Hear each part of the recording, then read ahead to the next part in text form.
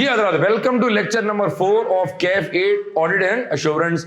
Lecture number 3 हम जहां खत्म किया था वहीं से हम लेक्चर नंबर 4 को आपस में करते connect. Types of assurance, absolute, reasonable, moderate. Audit की दुनिया में एक्सटर्नल, ऑडिट की दुनिया में absolute level of assurance possible नहीं है, because there are inherent limitations. 3 examples, 3 limitations पर फिलहाल हमने बात की। पहला sample base, risk of fraud, provisions. चूंकि ऑडिट 100% नहीं सैंपल बेस पे होता है, लिहाजा जब एक ऑडिटर ऑडिट के अंदर 100% ट्रांजैक्शंस वेरीफाई नहीं कर रहा, therefore absolute level of assurance possible नहीं है। चूंकि दौरान ऑडिट रिस्क ऑफ फ्रॉड है, हो सकता है मैनेजमेंट हमसे झूठ बोल रही हो, ये हो सकता है कि वो हमसे गलत बयानी कर रहे होंगे, जो दिखा रहे हैं वो भी झूठ, जो कागज पे दे रहे हैं वो भी झूठ, जो समझा रहे हैं वो भी झूठ। लिहाजा हम जब ऑडिट करने जाएंगे ये रिस्क हम साथ में कैरी कर रहे होंगे। जिस तरह जब हम बाहर जाते हैं तो हम पानी की बोतल साथ लेके जाते हैं, हम ये रिस्क कैरी कर रहे हैं कि हमने ये रिस्क है कि पानी खत्म हो जाएगा, हम पानी की बोतल साथ लेके जा रहे होते हैं। लिहाजा जब हम ऑडिट पे जा रहे होते हैं तो पानी की बोतल की तरह हम रिस्क ऑफ फ्रॉड भी साथ में कैरी कर रहे हैं कि ये रिस्क है कि हो सकता है 2 नंबरी हो और हमसे पकड़ में वो ना आए। हमारे प्रोसीजर करने के बावजूद भी ये रिस्क है कि हो सकता है कहीं पीएनएल में, हो सकता है कहीं बैलेंस शीट में कहीं फ्रॉड और वो हमारी पकड़ में ना आए। लिहाजा रिस्क ऑफ फ्रॉड भी हमारे लिए बन जाता है इनहेरेंट लिमिटेशन। सिमिलरली पीएनएल में, बैलेंस शीट में जगह जगह there are different types of provisions. लिहाजा ये प्रोविजंस का होना भी तो हमारे लिए बन जाता है inherent limitation as per आइजा 200। As पर आइजा ए ऑडिटर, तुम कभी भी एब्सोल्यूट लेवल ऑफ एश्योरेंस ना दे सकते हो ना तुमसे एक्सपेक्टेड है। अब मैं, चूंकि तुम सीए के स्टूडेंट्स हो, तुमको पढ़ाने में सबसे अच्छी बात है कि तुम चीजें फौरन से पिक करते हो as compare to other students. तो अब मैं तुम्हें एक बात बता रहा हूं, तुम अपने जहन में कहीं जाकर उसको कहीं पार्क कर लो, और जिसको लग रहा है सर मेरे तो पार्किंग लॉट ही खराब है ऊपर का, तो फिर वो कहीं कोने में मूंछों को ताव देते हुए कहीं नोट कर ले अपने पास। तुम ये समझ रहे हो कि सर साजिद तो 500 पास पेपर क्लास में कराएंगे, मैं ये समझ रहा हूं कि मैं 250 करा दूंगा तो काफी हो जाएगा, बाकी तुम घर में कर लोगे। तुम ये समझ रहे हो कि सर आप तो हफ्ते में 2 दिन क्लासे लेंगे, जबकि मैं एक्चुअल में 4 या 5 क्लासे लूंगा। तुम ये समझ रहे हो, मैं ये समझ रहा हूं, तुम्हारे जहन में ये चल रहा है, जबकि हकीकत में ये है। ऐसा लग रहा है हम दोनों के दरमियान एक एक्सपेक्टेशन गैप आ गया है। मैं ये समझ रहा हूं आप हर क्लास में आएंगे, आप ये समझ रहे क्या हो गया, पागल हो गए कि हर क्लास में नहीं आएंगे, जब मूड होगा तो आएंगे, मूड नहीं होगा तो नहीं आएंगे। ठीक है जी, ये तुम्हारे और हमारे दरमियान एक बार फिर क्या आ गया, सास ये समझ रही है कि नहीं 0 मीटर बहू जो आई है ये सुबह सुबह खिलाएगी मुझे आमलेट। बहू कह रही है अभी तो आई हूं, अभी तो मैं खुद चार्टर्ड अकाउंटेंट हूं, और लाओ बहू कह रही मैं तो 1 महीने बाद आमलेट बनाऊंगी। मुझे लग रहा है चूंकि मैं नहीं आई हूं तो आमलेट बनाने की जिम्मेदारी तो सासू मां की होगी। सास कुछ समझ रही है, बहू कुछ समझ रही है, दोनों के दरमियान क्या आ गया, एक्सपेक्टेशन गैप। आईकैप में ये कॉन्सेप्ट ऑफ एक्सपेक्टेशन गैप 3 से 4 बार आ चुका है।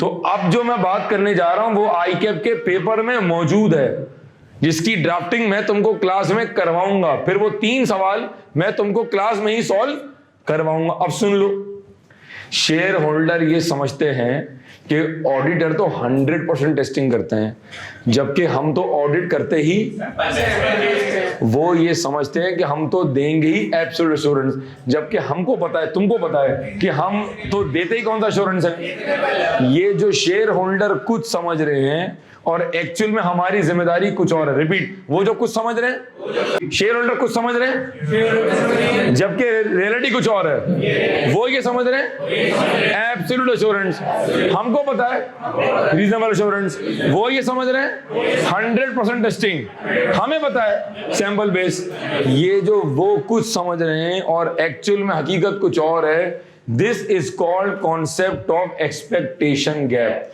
This is called concept of expectation gap. अब मैं सिर्फ आपकी तसल्ली के लिए वंस अगेन सिर्फ आपको एक चीज बता रहा हूं, अभी आपके पास पास पेपर की बुकलेट मौजूद नहीं है तो हमें कोई गम नहीं है, सिर्फ सुन लें और फिर हम आगे बढ़ जाएंगे।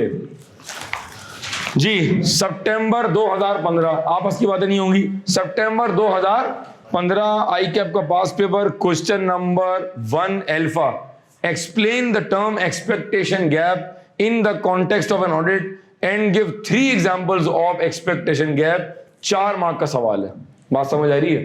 अभी तुमने पार्शली समझ लिया है लेकिन अभी पिक्चर बाकी है। जब तुम पिक्चर पूरी समझ लोगे तो तुम ये 4 नंबर की ड्राफ्टिंग करने के काबिल हो जाओगे मेरी ड्राफ्टिंग प्रोवाइड करने के बाद। इसी तरह के 1-2 सवाल और दिए हुए जो मैं आपको वक्तन बताता रहूंगा। लेट्स स्टार्ट, आज हम आगे चलते हैं और अब हम आ जाएं डायग्राम में पेज नंबर 16 के ऊपर जी। तो पेज नंबर 16 पे क्या दिख रहा है जी आपको? ठीक है जी। पेज नंबर 16 पे क्या दिख रहा है भाई? ऑडिट साइकिल दिख रही है आपको, ठीक है जी। जरा ऑडिट साइकिल एक बार जरा तमाम बच्चे देखें कि क्या फ्लो बना हुआ है, जरा देखें एक मिनट।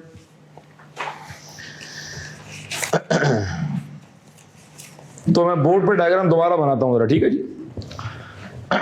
हजरत ये 4था लेक्चर है हमारा। अभी आपके जहन में कुछ सवाल इस तरह के हैं, सर ये ऑडिट शुरू कब होता है, ऑडिट खत्म कब होता है, ये हमारा अपॉइंटमेंट कब होता है, अच्छा ये बताएं ऑडिट कितना चलता है, ऑडिट कितना अरसा चलता है, ये सारी बातें बताता हूं आपको, ठीक है। तो मैं बोर्ड पर बना रहा हूं हजरात, लेक्चर नंबर 4 की पहली बात स्टार्ट कर रहा हूं, ऑडिट साइकिल। मुजम्मिल ये खांसने को बाहर निकाल दीजिएगा। हम कवर करने जा रहे हैं ऑडिट साइकिल। अब अगर आप डायग्राम देखेंगे जो मैंने आपको दिया हुआ है उसमें देखें बैलेंस शीट डेट क्या आ रही है, जरा मुझे हेल्प करें। बैलेंस शीट डेट आ रही है December 31, 2020। फिर क्या डेट आ रही है हमारे पास? फिर आ रही है डेट ऑफ रिपोर्ट। क्या आ रही है डेट ऑफ रिपोर्ट? DOR बोले तो डेट ऑफ रिपोर्ट। क्या डेट है? फरवरी 20th 2021। फिर क्या डेट आ रही है हमारे पास? फिर आ रही है हमारे पास AGM की डेट, वो क्या डेट है? एनुअल जनरल मीटिंग की डेट आ रही है 5th अप्रैल 2021। ठीक है जी, ये डेट आ गई हमारे पास। अच्छा अब आप जरा सीन सुनिएगा जरा। अगर आपको याद आ रहा हो, हमने पहली क्लास में आपको बताया था, फिर दूसरी क्लास में दोबारा बताया था कि वो ऑडिट जो ईयर एंड के बाद शुरू होता है, वो ऑडिट जो ईयर एंड के बाद शुरू होता है वो कहलाता है फाइनल ऑडिट, और वो ऑडिट जो ईयर एंड से पहले शुरू होता है वो कहलाता है इंटरम ऑडिट। ठीक है। अब हजरत मैं आपको ना आज ऑडिट का पूरा फ्लो बता रहा हूं जरा, फिर आपको बताऊंगा कि आपका सब्जेक्ट कहां फॉल कर रहा है। ये डायग्राम से आपको आएगी ग्रिप जबरदस्त किस्म की। इस डायग्राम में मैं अज्यूम कर रहा हूं कि हम ऑडिट करने पहुंचे जनवरी के अंदर, बैलेंस शीट डेट के बाद। कब पहुंचे ऑडिट करने के लिए? चूंकि ऑडिट शुरू कब हो रहा है? ईयर एंड के, लिहाजा ये क्या कहलाएगा? ये कहलाएगा फाइनल ऑडिट। ठीक है जी। अब आप रिपीट करेंगे मेरे साथ। ऑडिट की 3 स्टेजेस, ऑडिट की 3 स्टेजेस।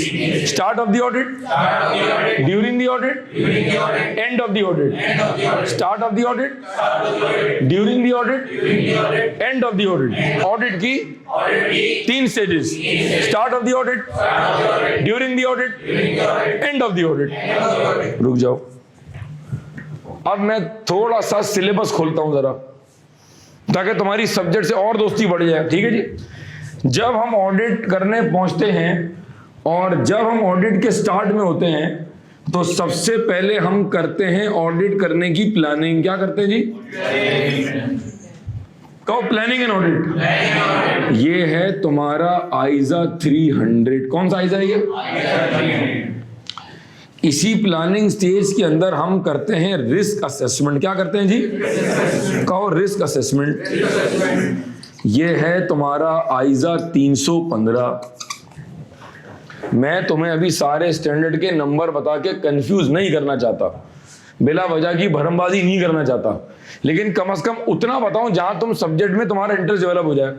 इसका मतलब ये हुआ ऑडिट का स्टार्ट जो सबसे पहला आइजा है, from where the audit starts is ISA 300।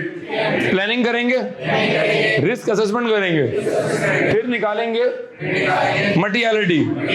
ये है एज पर आइजा 320। हल्का हल्का ऑडिट के तुम पर छींटे गिरा रहा हूं मैं, तुम गीले महसूस हो रहे होगे, सर क्या कर रहे हैं आप, ऑडिट का छिड़काव हो रहा है, बरकत आ रही है ऑडिट की। ठीक है, ये क्या है, स्टार्ट। कहो स्टार्ट। फिर आएगा ड्यूरिंग, ड्यूरिंग दी ऑडिट। यार नहीं, ये जो ड्यूरिंग वो स्टेज है। अच्छा, अगर मैं इस डायग्राम को उससे लिंक कर दूं, मेरी पहली क्लास ऑडिट में 4 चीजें, ऑडिट में 4 चीजें याद करो। अब याद आ रहा है, अब याद आ गया। जो किया प्रोसीजर, जो देखा सपोर्ट, जो मिला और जो एंड में देंगे वो ऑडिट रिपोर्ट। चेक करना फ्लेक्सिबिलिटी। हाँ, जो किया वो, जो क्लाइंट पर देखा, जो मिला। ये जो ड्यूरिंग दी ऑडिट, ये वो स्टेज है जहां तुम एविडेंस गैदर करने के लिए प्रोसीजर कर रहे होगे। ड्यूरिंग द ऑडिट वो स्टेज है जहां तुम ऑडिट एविडेंस गैदर करने के लिए क्या कर रहे होगे, प्रोसीजर कर रहे होगे। अगर मैं तुमको 2 वर्ड में समझा दूं कि बेसिकली तुम ड्यूरिंग में कर क्या रहे होगे, तुम ड्यूरिंग में कर रहे होगे, मुंह से कहो TOC, substantive procedure. Audit evidence हासिल करने के 2 method, TOC substantive, TOC test of control, substantive procedures. यहां हम करेंगे टेस्ट ऑफ कंट्रोल और यहां हम करेंगे सब्सटेंटिव प्रोसीजर। दोनों को अगर मैं कंबाइन करके आसान कर दूं, बोले तो ऑडिट प्रोसीजर। पिक कर रहे हो, रिपीट करो। ऑडिट करने की 3 stages. Audit is performed by 3 stages. Start of the audit, during the audit, end of the audit. Start के अंदर प्लानिंग करेंगे, रिस्क असेसमेंट करेंगे और निकालेंगे थ्रेशोल्ड। 3 आइजाज नॉर्मली यहां इन्वॉल्व होंगे। 300, 315, 320। फिर ड्यूरिंग एविडेंस लेने के लिए प्रोसीजर करेंगे। 2 main method, test of control, substantive procedure. ये मैं तुम्हें कॉपी करने का टाइम दूंगा, तुम इसी डायग्राम में कॉपी करोगे। पहले लॉजिकली समझ लो बात को, ठीक है। जब तक तुम कॉपी नहीं करोगे मैं नहीं मिटाऊंगा। जिनकी पहली क्लास है मैं पूरा टाइम दूंगा, आराम से कॉपी कीजिएगा। जब तक आप कॉपी नहीं करेंगे मैं आगे नहीं बढ़ूंगा, ताकि आप कंफर्ट जोन में रहें कि लिखूं कि समझूं। पहले समझो फिर लिख लेंगे भाई, ठीक है जी। फिर आ रहा है ऑडिट का आखिरी स्टेज, जिसको हम कहते हैं एंड ऑफ द ऑडिट। अब ये एंड क्या है जी, क्या होगा यहां पर बताओ। And of the audit. जब मैं ऑडिट कहूंगा मेरे बच्चों, तो मैं इंटरनल कह रहा हूं कि एक्सटर्नल कह रहा हूं। हालांकि we have both external and internal auditors, ठीक है जी। इंटरनल ऑडिटर्स भी हमारे स्कोप का पार्ट है, to be discussed in future, ठीक है जी। रिपीट करो, एंड ऑफ द ऑडिट। ये वो स्टेज है जहां ऑडिट टीम बेहतर वर्ड है जो कल आए थे, एंगेजमेंट टीम। ऑडिट टीम भी कह सकते हैं, लेकिन जो उस जॉब पर जाएगा वो क्या कहलाएगा, उस जॉब का रिस्पेक्टिव मैनेजर क्या कहलाएगा, उस जॉब का रिस्पेक्टिव पार्टनर क्या कहलाएगा। क्योंकि अल्टीमेटली डैश वो पर्सन है जो पूरे ऑडिट का जिम्मेदार है। इफ समथिंग गोज रॉन्ग वो जिम्मेदार होगा। परफेक्ट। बेसिक पर बड़ी जालिम किस्म की गिरफ्त आ गई माशाल्लाह से। जो चाह रहा था अल्हम्दुलिल्लाह अल्लाह पाक ने करवा दिया मुझसे वो।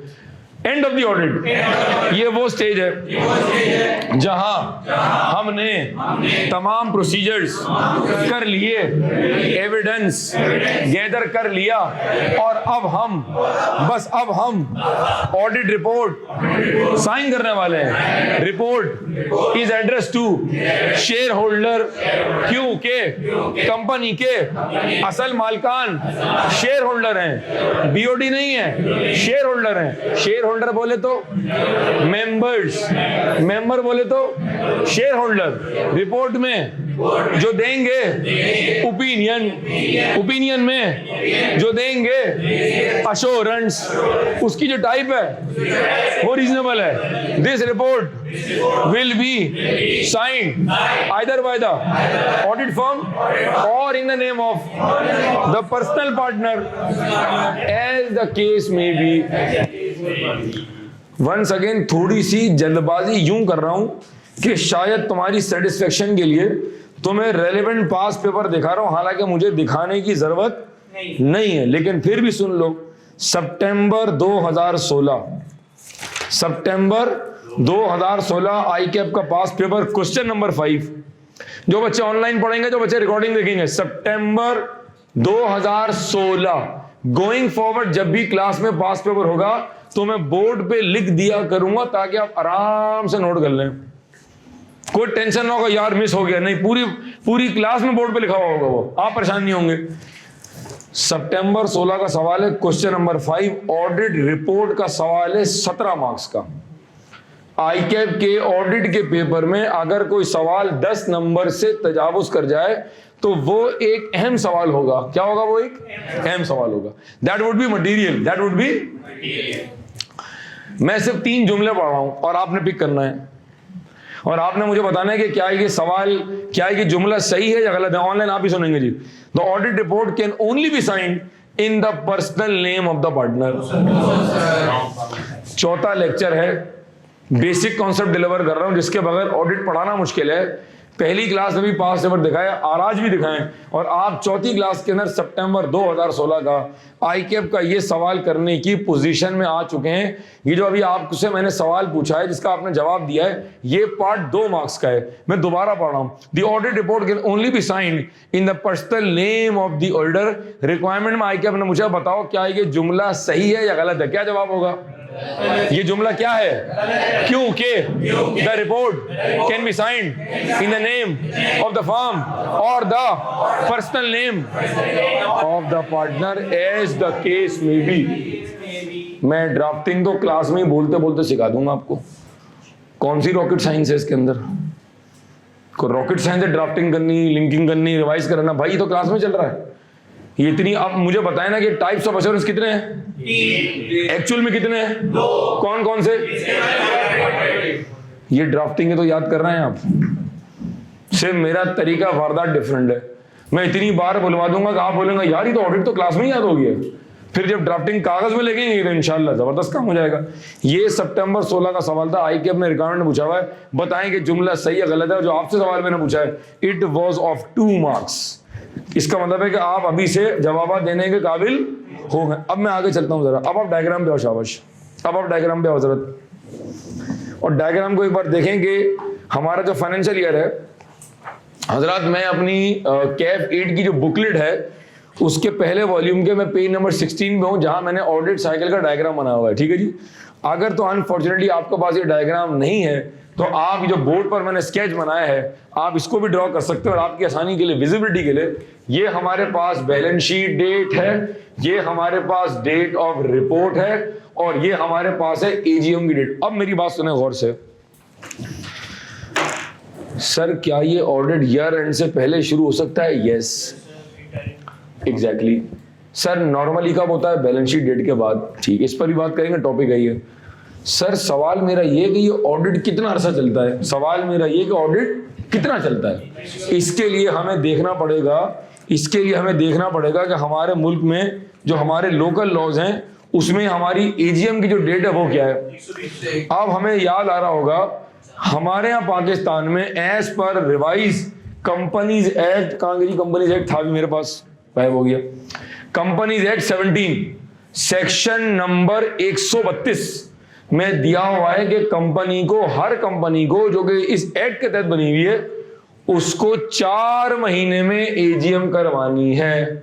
आहा, जनवरी, फरवरी, मार्च, अप्रैल। आहा, क्या अप्रैल की डेट है? हमने एजीएम की डेट पसंद कर ली। कौन सी डेट है जी? 5 अप्रैल। इसका मतलब है कि इस एनुअल जनरल मीटिंग से पहले इस एनुअल अब मैं तुम्हें ऑडिट पे जालिम किस्म की ग्रिप करा रहा हूं, आज जिंदगी भर काम आएगा इंशाल्लाह। ये जो एनुअल रिपोर्ट है ये इस एजीएम में हर शेयर होल्डर के पास होगी, क्योंकि ये 21 दिन पहले एज पर कंपनीज एक्ट तुम्हारे रजिस्टर्ड एड्रेस पे आपको लिफाफे में घर पे आ गई होगी। मैं बहुत सारी कंपनी का शेयर होल्डर हूं, लिहाजा मेरे पास ये शेयर्स हैं तारिक ग्लास इंडस्ट्रीज के। तो इसकी एनुअल रिपोर्ट एजीएम से 21 दिन पहले मेरे घर पे by post by TCS Pakistan पहुंच गई। ठीक है जी, अगर मैं 5 अप्रैल को एजीएम कर रहा हूं तो 21 दिन पहले की डेट बताओ जरा।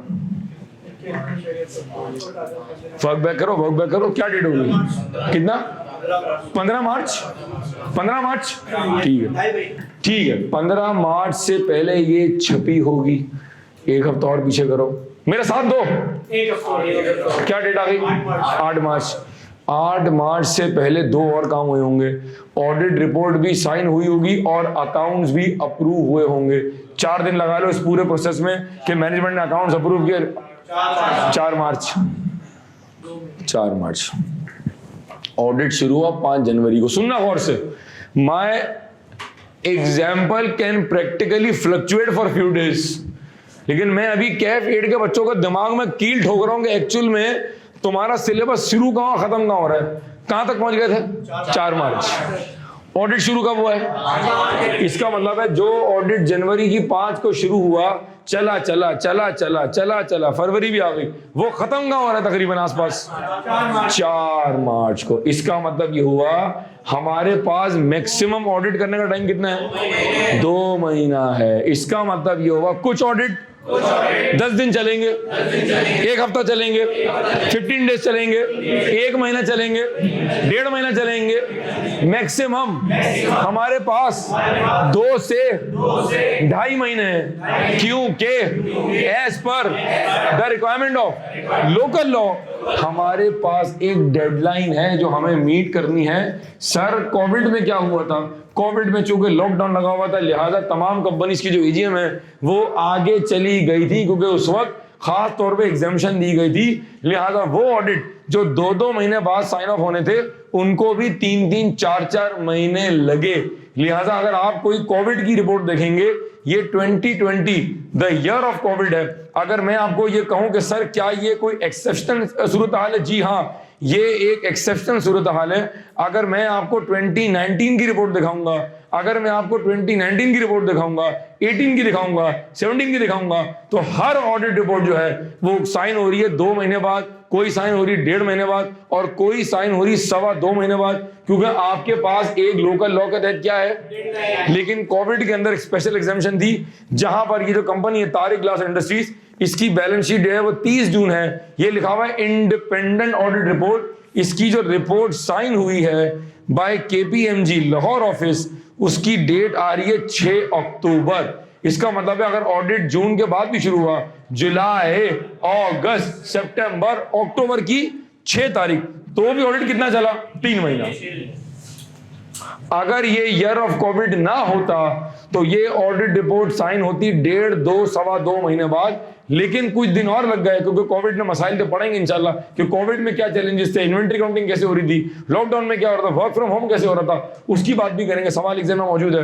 लिहाजा ये रिपोर्ट कब साइन हुई है? अक्टूबर। ठीक है, तो लिहाजा ये रिपोर्ट मेरे लिए जो है वो बेंचमार्क नहीं है, मेरे लिए और बहुत सारी रिपोर्ट बेंचमार्क हैं जो कि 2-2.5 महीने में साइन ऑफ हो गई। इसका मतलब है जो हमने ये महफिल सजाई हुई है, जो तुम और मैं ऑडिट का कोर्स पढ़ रहे हैं, कि प्रैक्टिकली एक ऑडिट फॉर्म कितने समय कवर कर रही है।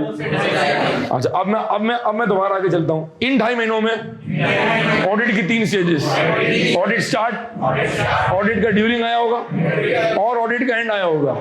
ऑडिट के स्टार्ट में प्लानिंग की, रिस्क असेसमेंट किया होगा, थ्रेशोल्ड निकाला होगा, प्रोसीजर किए होंगे, टीओसी किया होगा, सब्सटेंटिव किया होगा। जब सारा एविडेंस गैदर हो गया होगा, at the end of the day we would be in a position to sign the audit report. Pause. जब एनुअल जनरल मीटिंग जिस दिन होगी, उस दिन शेयर होल्डर्स के पास ये एज पर लॉ ये राइट और पावर होगा कि वो कंपनी के सीईओ से और सीएफओ से, जो बीओडी का पार्ट है, कंपनी के अकाउंट्स को डिस्कस कर सकते हैं। उस दिन as per local law external audit firm का नुमाइंदा जो कि एंगेजमेंट पार्टनर होगा वहां मौजूद होगा। अगर ये सारे शेयर होल्डर हैं और मैं एंगेजमेंट पार्टनर हूं तो आप मुझसे ऑडिट के हवाले से कोई सवाल पूछ सकते हैं और आपके पास ये पावर है और मेरी ये जिम्मेदारी है कि मैं आपको जवाब देकर सेटिस्फाई करूं। ये सारी चीजें एज पर लोकल लॉ हो रही हैं। आगे चलो, एक एक जुमला क्लियर हो रहा है? एक एक बात समझ आ रही है? कहीं बीच में कंफ्यूजन की गुंजाइश है ही नहीं भाई। अब आगे चलो, थोड़ा सा फास्ट फॉरवर्ड। अगर किसी शेयर होल्डर को मिसाल के तौर पे अगर यहाँ ऑडिटर्स ENY हैं, अगर किसी शेयर होल्डर को ENY पसंद नहीं है, हम तो KPMG चाहते हैं, हम तो PwC चाहते हैं, उसका भी लॉ में सेक्शन मौजूद है कि आप इतने दिन पहले इस तरह से इस तरीके से कंपनी को नोटिफाई कर सकते हैं। अगर मैं अज्यूम कर लूं ऐसा कोई नोटिस नहीं आया, इसका मतलब है उस एजीएम में उस दिन जितने शेयर होल्डर मौजूद होंगे वो by show of hands, by passing an ordinary resolution दोबारा EY को अपॉइंट कर लेंगे और EY से कहेंगे हमने तुम्हें चुन लिया, तुम हमें पसंद हो हैं और अब हम दोबारा तुमसे ऑडिट करवाएंगे। अब रिपीट करो, EY that has been appointed in the AGM will now hold office until the conclusion of next AGM। इसका मतलब है 2020 का ऑडिट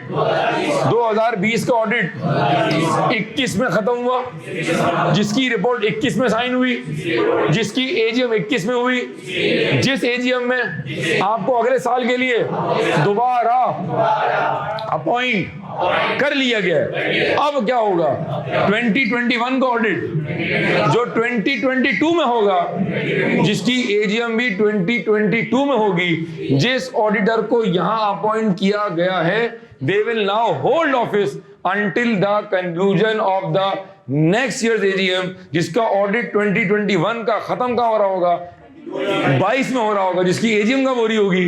जिसकी AGM 22 में हो रही होगी। अब जिन ऑडिटर्स को यहां अपॉइंट कर लिया गया है वो ऑटोमेटिकली उस AGM में रिटायर हो जाएंगे, क्योंकि हमारे यहाँ पाकिस्तान में as per local law the tenure of an auditor is 1 year from 1 AGM to another AGM। इसी तरह ये सिलसिला चलता रहेगा and this process will go on and on and on.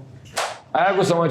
हजरत अब मैं आपको दे रहा हूं 5 मिनट, डायग्राम मौजूद है, कंटेंट मौजूद है, टेक 5 मिनट और जो आपको समझ आ रहा है उसको अपने हिसाब से इसमें नोट करें and will move forward. Ji Hazrat, audit cycle cover करने के बाद लेट्स मूव फॉरवर्ड और अब मैं बुकलेट के पेज नंबर 21 पे आ गया हूं, जहां हम अपने बुकलेट से रीड करेंगे इनहेरेंट लिमिटेशन, जिसका डिस्कशन आज भी थोड़ा सा हुआ है और लेक्चर नंबर 3 में तो हुआ ही था। जी स्टार्ट करेंगे। जी शाबाश। Inherent limitations of an external audit, absolute level of assurance, absolute level of assurance। हाँ जी start. Absolute level of assurance can never be expressed in an external audit because of inherent limitations of an audit that affect the auditor's ability to detect material misstatement in the financial statements। कौन material misstatement?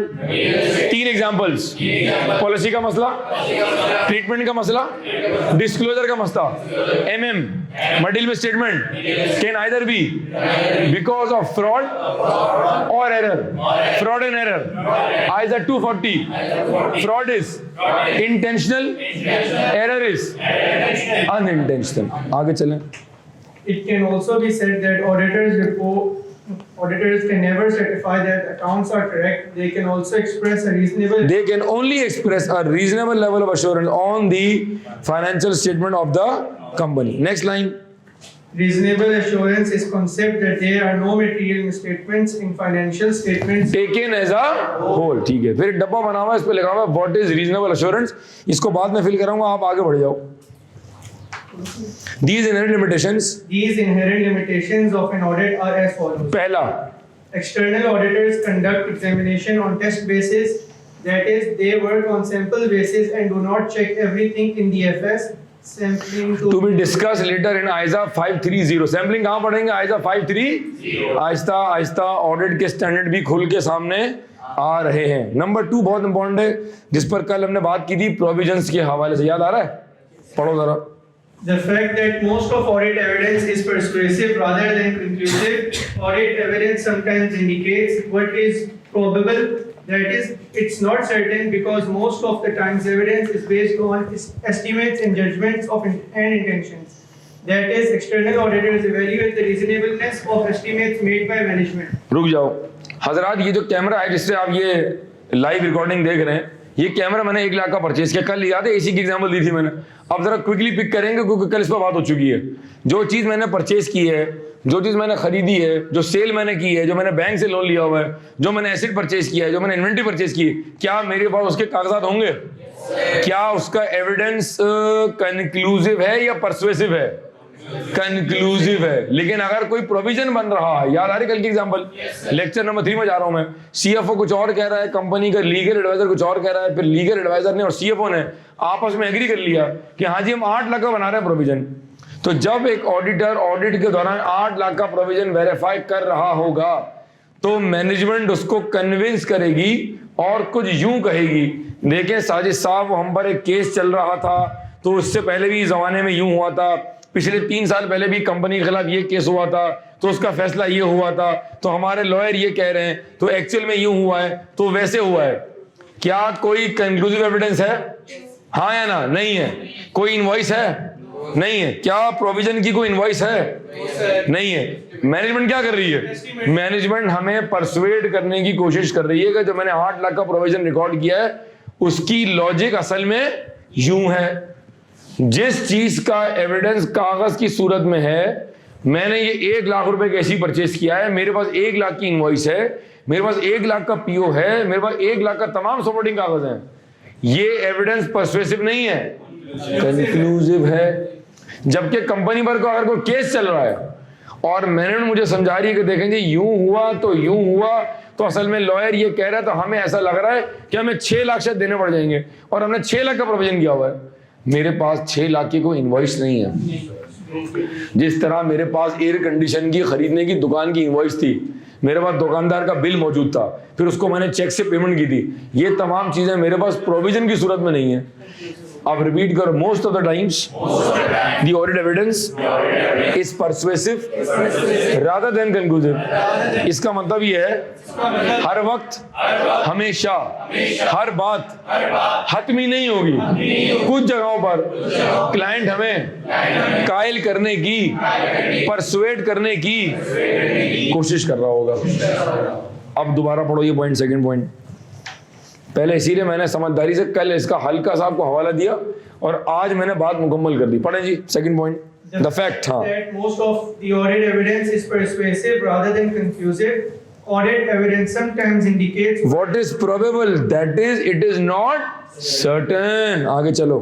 because most of the times evidence is based on estimates and judgments and intentions. That is External auditors evaluate the reasonableness of estimates made by the management. example, Provisions for doubtful debts, provisions of obsolete stock, provisions for court case lawsuit, provisions for warranty. ठीक है जी। कल हमने जो 3 limitation पढ़ी थी, क्या उसमें से 2 सामने आ गई हैं? ठीक है। अच्छा, अभी ये हेडिंग हम पूरी नहीं कवर करेंगे। अच्छा, थर्ड पॉइंट पढ़ो जरा। Audit report has its own limitation because of its technical language, wordings and standard format ISA 700 revised. अच्छा, अब इसका मतलब क्या है? इसका मतलब ये है कि ये जो हमारा प्रोफेशन है इसके अपने रिस्पेक्टिव जार्गन। सुनिएगा बात को, 1 मिनट वजाहत करूंगा। मेरा जो छोटा भाई है वो डेंटिस्ट है, मुझसे 4 साल छोटा है, इज अ सर्जन। एक तीसरा है वो MBA किया हुआ है, हम 3 भाई हैं। मैं चार्टर्ड अकाउंटेंट हूँ, वो सर्जन है और एक MBA। ठीक है जी। जो सर्जन बना है, डेंटिस्ट है, ड्राइंग रूम में हर जगह मसोड़े पड़े हुए हैं, कहीं दाढ़ खुरा चला है। जब जिस जमाने में पढ़ाई कर रहा था तो खैर उसका अपना क्लिनिक है माशाल्लाह। अब वो हर जगह ड्राइंग रूम के अंदर लैब जो है ना वो बायोलॉजी की किताबें पड़ी हुई हैं और कहीं मसूड़े पड़े हुए हैं, कहीं पूरी बत्ती सी रखी हुई है अजीब सी, अल्लाह माफ करे। रात को देख लें उसको अब चमकती हुई लगे, बस वो आ गए लेने के लिए, चलो वो आ गए, वो पहुंच गए। मैं उसकी किताब खोलूं बायोलॉजी की, उसमें पता नहीं क्या मसूड़े, कौन सा दिल फेफड़ा बना हुआ है, मैं कुछ समझ बैठूं कि भाई ये तो फलाना है। ये मेरा अपना मसला है, क्योंकि वो टेक्निकल जबान है, वो टेक्निकल भाषा है, हर बंदे के समझने की नहीं है। इसका मतलब है ये उस प्रोफेशन की लिमिटेशन है कि चूंकि उसकी भाषा टेक्निकल है, बायोलॉजी के वर्ड्स और जार्गन मुश्किल है, लिहाजा अगर कोई मेडिकल फील्ड का नहीं है तो अगर उसने कुछ और समझ लिया तो ये उसका अपना मसला है। अब आप क्लास से बाहर निकले, आपका दोस्त है वो सर सैयद में पढ़ रहा है इंजीनियरिंग, आपने उसको जाके कहा देखो एक ऑडिटर कभी भी एब्सोल्यूट लेवल ऑफ एश्योरेंस नहीं दे सकता because there are inherent limitation, क्योंकि एस्टिमेट्स इन्वॉल्व है, देख मेरी बात को समझ रहा है ना, उसने चमाट मार दिया आपको, कह रहा है यार क्या अजीब सी बेकी बेकी बातें कर रहा है। और फिर तुमने कहा देखो risk can never be eliminated, it can only be minimise. बात समझो, सैंपल डिपेंड करता है रिस्क के ऊपर, या तो मेरी बात समझ रहे हो, क्योंकि वो डिपेंड करता है जजमेंट के ऊपर। कुछ समझ आया, कह रहा है क्या पागलपने की बातें कर रहा है, क्या है ये सब, क्या है ये? बोला यार मैं केने से कैफेट पढ़ा हूं, ऐसी तुझे भरम करा रहा था। क्या हर बंदा प्रोफेशन से है? क्या हर बंदा सीए कर रहा है? क्या हर बंदा चार्टर्ड अकाउंटेंट है? ये कुछ खुशनसीब हैं जो कर रहे हैं और कुछ खुशनसीब हैं जो कर चुके हैं, अल्हम्दुलिल्लाह खुशनसीब है भाई अब, ठीक है जी। इसका मतलब है ये जो ऑडिट रिपोर्ट है, कहाँ गई? ये रही, ये जो ऑडिट रिपोर्ट है क्या है ये? हाँ, ये जो ऑडिट रिपोर्ट है ये कराची स्टॉक एक्सचेंज में हर बंदे के समझने की चीज नहीं है। कोई एसी से क्वालिफाइड है, कोई फाइनेंस का है, कोई सीए का ड्रॉप आउट है, कोई कैफ पास है, कोई चार्टर्ड अकाउंटेंट है, उसको ये टेक्निकल भाषा की रिपोर्ट समझ आएगी। इसका मतलब है ये सब्जेक्ट की एक ओवरऑल लिमिटेशन है कि अगर किसी नॉन सीए स्टूडेंट ने या अगर किसी नॉन क्वालिफाइड बंदे ने अगर ये रिपोर्ट के टेक्निकल भाषा को पढ़ के कुछ समझ लिया, ये उसका मसला है। तो ये ओवरऑल प्रोफेशन की क्या है? लिमिटेशन है। जुमला पूरा करें, ये पूरे प्रोफेशन की क्या है? Inherent limitation. पॉइंट दोबारा पढ़ो, समझ आया? बड़ी मुश्किल बातें मैं बहुत ही आराम से बड़ी प्यार से समझा रहा हूं ताकि वो लॉजिक दिमाग में बैठ जाए। जी पढ़े दोबारा। Audit report has its own limitation because पढ़ना of its technical language / wordings and standard format. ठीक है। अब नेक्स्ट हेडिंग पे शाबाश। There are inherent limitations of an accounting and internal control. अच्छा, अब ये वर्ड भी ना हमारे सब्जेक्ट का बड़ा इंपॉर्टेंट वर्ड है, जरा पूरी क्लास दोहराएं। Accounting and internal control system. Accounting and internal control system. अब यहाँ पर एक वर्ड दोबारा है जहां मैंने कहा था बहुत इंपॉर्टेंट है हमारे सब्जेक्ट के लिए। कहो internal control system. Internal control, ये जो वर्ड है इंटरनल कंट्रोल, ये हमारे इस सब्जेक्ट का बहुत ज्यादा बहुत इंपॉर्टेंट वर्ड है। क्या? Internal, to be discussed in future. जुमला दोबारा पढ़ो। There are inherent limitations of an accounting and internal control system operating at the client. Client बोले तो ऑडिट लाइन, क्लाइंट बोले तो अच्छा। अब ये जुमले का मतलब ये है कि जो क्लाइंट पर अकाउंटिंग सॉफ्टवेयर चल रहा है, एसएपी चल रहा है, जेडी एडवर्ड चल रहा है, ओरेकल चल रहा है, आप जो सैप पर काम कर रहे हैं, आप पीसी पे काम कर रहे हैं, जो भी आपका अकाउंटिंग सॉफ्टवेयर है, जहां से ट्रांजैक्शंस प्रोसेस होकर अकाउंट्स बन रही हैं, जहां से अकाउंट्स बन के निकल रहे हैं, उस अकाउंटिंग सिस्टम की कुछ अपनी लिमिटेशन होंगी। इस पर मैं बात बाद में करूंगा। इसकी एग्जांपल्स पढ़ लें आप, ताकि मैं आपको वो पॉइंट पढ़वा दूं जो हमने पहले पढ़ा हुआ है। पढ़ें। Examples are management override of internal control. समझाऊंगा, Human error, typing mistakes. बताऊंगा। Cost slash benefit trade of, उसको बोलते हैं कॉस्ट बेनिफिट ट्रेड ऑफ। इसको बोलते हैं cost benefit trade off, where it's not cost feasible to implement control. ये वो सिचुएशन है जहां चीज को ठीक करने की जो कॉस्ट है वो उसके बेनिफिट से ज्यादा है। फोर्थ पढ़ लो next. Practice of fraud. Practice of fraud. मैंने कितनी बातें बताई थी लिमिटेशन के अंदर? 3 बातें। Sampling, risk of fraud, provision. 2 बातें ऊपर कवर हो चुकी, तीसरी बात पढ़ लो अब तुम। प्रैक्टिस ऑफ, जी थर्ड पॉइंट Practice पढ़ो। of fraud and intentional misrepresentation by the management जी is also an inherent limitation for the audit. To be discuss in ISA 240। Next page पे शाबाश, आखिरी 2 पैराग्राफ पढ़ो जल्दी से, जल्दी। Because of factors described above, an external audit is not a guarantee that financial statements are free from material misstatements. That is, an absolute assurance is not attainable. That is absolute level of assurance is not attainable. आगे चलो। Further, an audit opinion does not assure the future viability of the entity nor the efficiency or effectiveness with which management has conducted the affairs of the हाँ, वो कह रहा है because of the factor described above, जो कि limitations थी, external audit company के accounts की गारंटी नहीं है। हम शेयर होल्डर को कोई गारंटी नहीं दे सकते क्योंकि हम उनको कोई एब्सोल्यूट लेवल ऑफ एश्योरेंस नहीं दे रहे हैं। इसका मतलब है absolute assurance is not possible, not attainable. आखिरी पैराग्राफ में कह रहा है further an audit opinion does not assure the future viability. अगर हमने 2020 की रिपोर्ट साइन की है, अगर हमने 2020 की रिपोर्ट साइन की है तो उसका ये मतलब बिल्कुल नहीं है कि कंपनी अगले 3 साल 4 साल 5 साल बिल्कुल जबरदस्त चलेगी और आगे कभी बंद नहीं होगी। हमने उनकी फ्यूचर की वैलिडिटी की गारंटी नहीं दी है भाई। हमने तो पिछले 12 महीने का ऑडिट किया है, वो भी सैंपल बेस के ऊपर।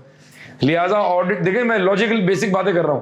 इसका मतलब है कि जो ऑडिट रिपोर्ट आप साइन कर रहे हैं ये कंपनी के फ्यूचर वायबिलिटी की कोई जमानत नहीं है भाई। मास्टर के मल्टीफॉर्म का गद्दा नहीं बेचा है, ना हमने गाड़ी बेची है और ना हमने मोबाइल बेचा है जिसकी हम आपसे कह रहे जी 5 साल की वारंटी बैटरी की। यहां कोई वारंटी कोई गारंटी नहीं है। नॉर द एफिशिएंसी और effectiveness with which management has conducted the affairs of the entity. ये आखिरी दोनों पैराग्राफ एक बार खुद से दोबारा पढ़ लें तमाम बच्चे, शाबाश, एक बार खुद से दोबारा पढ़ लें।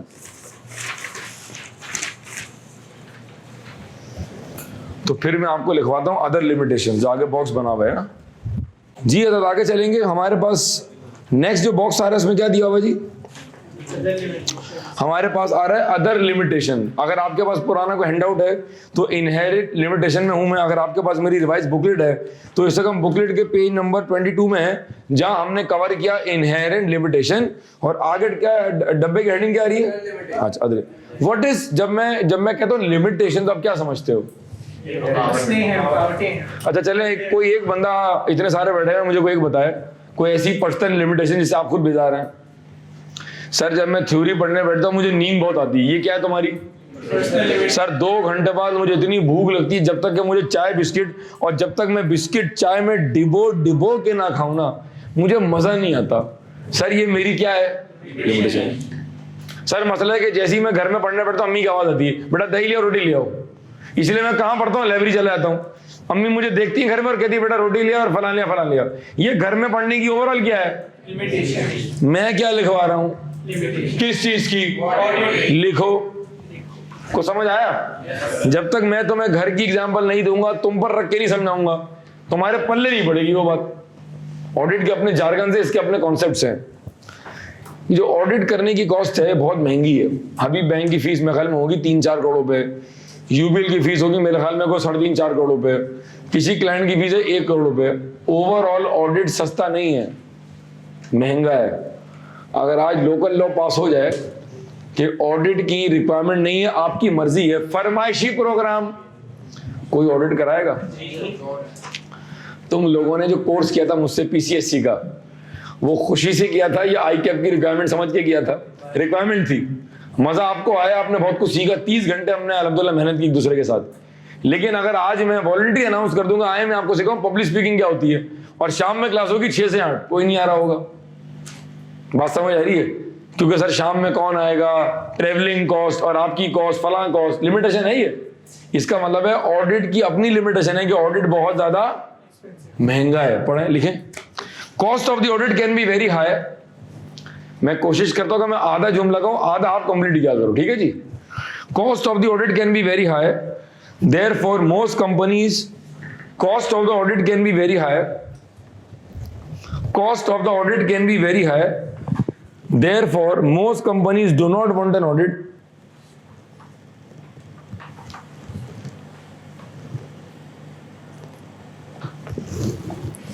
Cost of the audit can be very high, therefore most companies do not want an audit unless required by law or regulation. Pick कर रहे हो? जवाब दो, पिक कर रहे हो? yes, मेरी ख्वाहिश है आप जो जुमला लिखें तो वो जुमला लिखते लिखते दिल में जाके उतरे। हाँ सर आप सही कह रहे हैं, बिल्कुल agreed. Cost of the audit can be very high, therefore most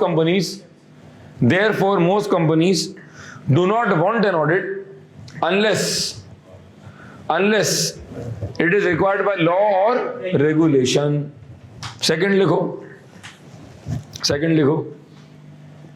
और इसके बाद हम स्टार्ट करते हैं 2 बड़े इंटरेस्टिंग कॉन्सेप्ट जहां मैं आपका इनपुट लूंगा, एंजॉय करेंगे हम। वो है प्रोफेशनल जजमेंट और प्रोफेशनल स्केप्टिसिज्म। इसके 2 पॉइंट है कि पहला रिपीट कर लो, माइक पे रिपीट कर लो। ऑनलाइन वाले बच्चे क्रॉस चेक कर लें, आप भी क्रॉस चेक करें जी।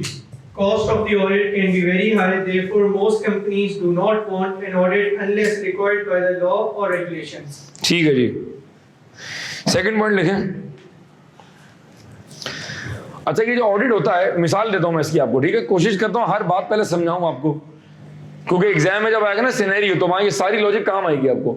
अब मैं पढ़ा रहा हूं क्लास के अंदर, ICAP से आ गए कुछ ऑडिटर्स, कह रहे जरा साहिब साहब को बाहर निकालेंगे क्लास से। जी सर बोले, यार वो अपना फिक्स एसिड की दे देंगे डिटेल। अच्छा जी ठीक है, आधे घंटे बाद जरा बताएंगे आपने एसिड्स की जो एडिशन है उसमें क्या क्या लिए, जरा ये बता देंगे। अच्छा पता है एडमिशन कम कैसे हो गए, अच्छा पता है एडमिशन कैसे बढ़ गए, अच्छा वो फॉर्म निकाल देंगे, अच्छा ये कर दें। ओ भाई यार मैं क्लास दे रहा हूँ, आप दिमाग की दही कर रहे हो यार, शाम में आइएगा यार। अजीब यार, हाँ मैं क्या पढ़ा रहा था, बार बार मैं क्या हो रहा हूँ, डिस्टर्ब। जब हम एक्सटर्नल ऑडिट करने जाते थे, 4.5 साल हमने EY में गुजारे, 7-8 महीने हमने कराची पाकिस्तान से बाहर गुजारे, तो हमें अच्छी तरह याद आ रहा है कि हमने किस किस तरह क्लाइंट को तंग किया है। ये दे दें, वो दे दें, ये बता दें, वो बता दें। तो अक्सर क्लाइंट मेरी शक्ल लेके, हाँ शाम में आइएगा। भाई जब तू शाम में मुझे कागज देगा तो मैं ऑडिट कब शुरू करूंगा, मैं उस पर काम कब करूंगा। अब आप बैठे हुए शाम 6 के बाद, यार मेरे दोस्त तो घर बहुत लेट आते हैं, लेट सेटिंग बड़ी हो रही यार, रात को कभी 9 बजे आ रहा है, कभी 11 बजे आ रहा है, एक दिन तो आया ही नहीं, पता नहीं कहां सो गया, कहां चला गया। वो क्लाइंट पे ही था, क्रॉस चेक कर लो, क्लाइंट पे ही होगा वो अगले दिन आया, मैं रुका हूं PSO 48 घंटे, प्रेशर था, लेट सेटिंग थी, क्या करते हैं।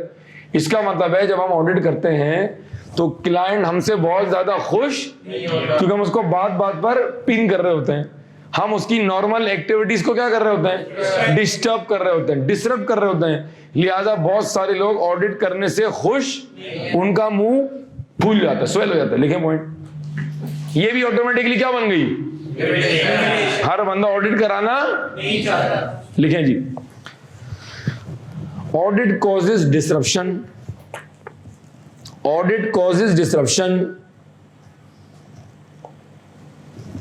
audit causes disruption to the audit line, audit causes disruption to the audit line, as the audit client staff, as the audit client staff,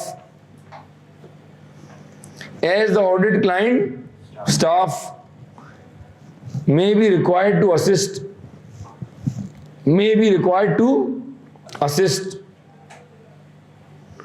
may be required to assist, as the audit client staff may be required to assist the auditors, as the audit client staff may be required to assist the auditors, and also to provide various schedules, and also to provide various schedules, and also to provide various schedule। इधर देखो जरा, कहो schedule, depreciation का schedule, fix acid की addition का schedule, article ship करवा रहा हूं ये बैठे बैठे, अमोर्टाइजेशन का शेड्यूल, डिस्काउंट का शेड्यूल। बात समझ आ रही है? ये जो शेड्यूल है ये क्या है, कोई वर्किंग है, कोई लिस्टिंग है, कोई ब्रेकअप है, कोई अमाउंट है, इसको बोलते हैं ऑडिट की भाषा में शेड्यूल। ठीक है जी, सब यही सीख जाओ हैं। And also to provide various schedules and supporting documents, and also to provide various schedules and supporting documents, and also to provide various schedules and supporting documents, comma, answers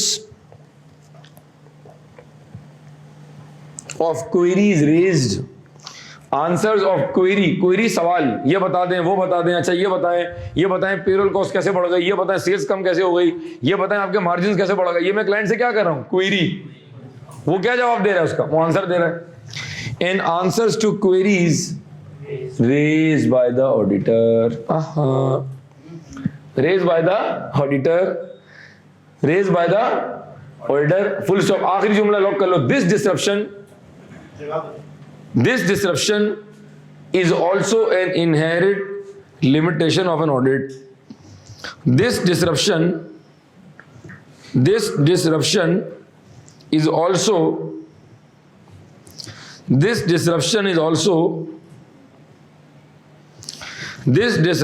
also an inherent limitation of an audit. This disruption is also an inherent limitation of an audit. जरा mic पे cross check कर लें जी मेरे दोस्त जी। Audit causes disruption to the audit client as the audit client staff may be required to assist the auditors and also एक minute दोबारा पढ़ो, थोड़ा आहिस्ता पढ़ो जी दोबारा। audit causes डिसरप्शन जी आगे। to the audit client as the audit client staff may be required to assist the auditors and also to provide various schedules and supporting documents. Answers of queries raised by the auditor. This disruption is also an inherent limitation of an audit. ठीक है जी। हजरत ये हमने क्या cover कर लिया? ये हमने cover कर लिया इनहेरेंट। अच्छा अब आप जरा पेज नंबर 23 में आएंगे तो बेसिक कॉन्सेप्ट्स का पार्ट 2 आ रहा है हमारे पास। उसके अंदर कल हमने लेक्चर नंबर 3 के अंदर हमने कवर किया था ओवरऑल ऑब्जेक्टिव, याद आ रहा है? अब मैं इसके अंदर आपको 2-3 चीज आज स्टार्ट कराऊंगा और लॉजिकल डिस्कस करूंगा, पर इसको इंशाल्लाह हम कंप्लीट करेंगे लेक्चर नंबर 5 के अंदर। सबसे पहले आप आ जाए स्कोप के अंदर। क्या लिखा हुआ जी? फर्स्ट हेडिंग क्या आ रही है? पूरी क्लास बाजमात का scope of an audit. Audit करने का स्कोप क्या है?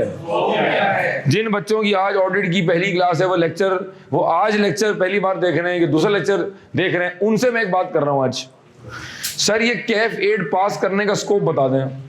ये बताएं सर ऑडिट को पढ़ना कैसे है, जरा स्कोप बता दें प्लीज। पिछले कई सालों से बता रहा हूं, अब फिर बता रहा हूं।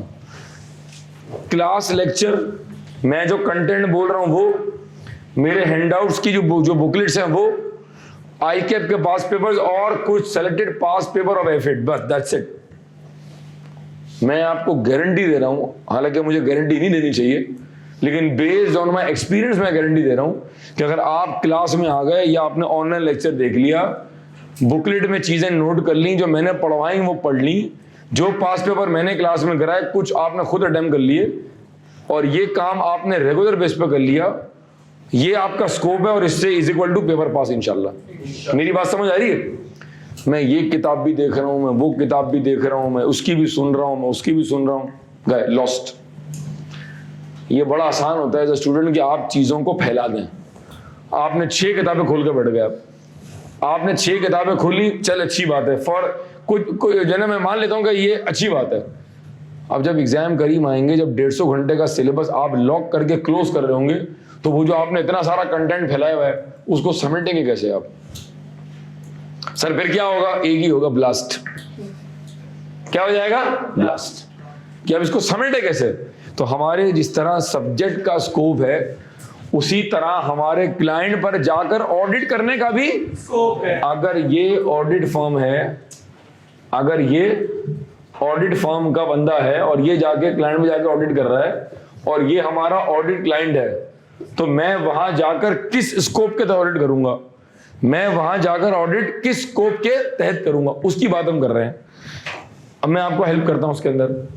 मुझे बताएं हम ऑडिट करते हैं एज पर व्हाट? ठीक है, हम ऑडिट करते हैं एज पर व्हाट? अच्छा, हम जाकर ऑडिट कर किस चीज का रहे हैं? हाँ, हम क्लाइंट का तो कर रहे हैं, क्लाइंट पर किस चीज का कर रहे हैं?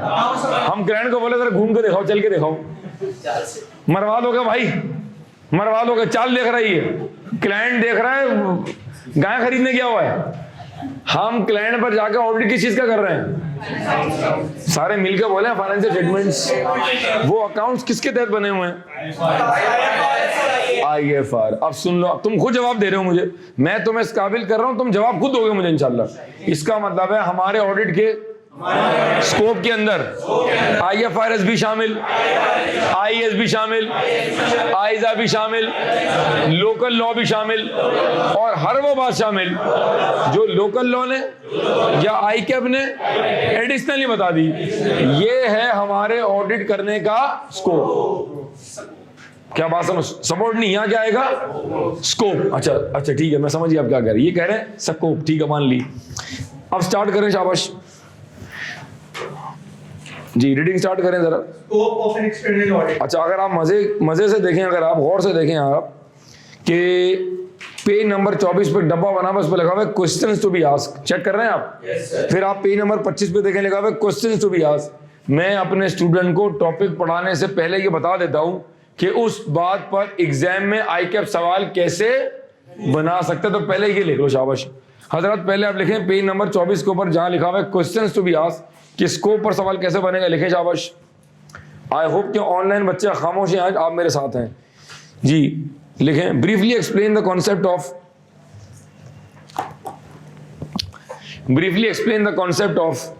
scope of an external audit. Briefly explain the concept of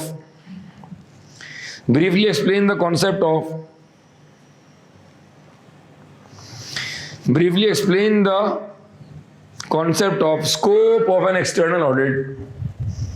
Briefly explain the concept of scope of an external audit. ठीक है, अब ये सवाल बन गया 2 नंबर का, 3 नंबर का, 4 नंबर का, 5 नंबर का। मैं आपको बताऊंगा कि आपने कितने मार्क्स के लिए कितना लिखना है।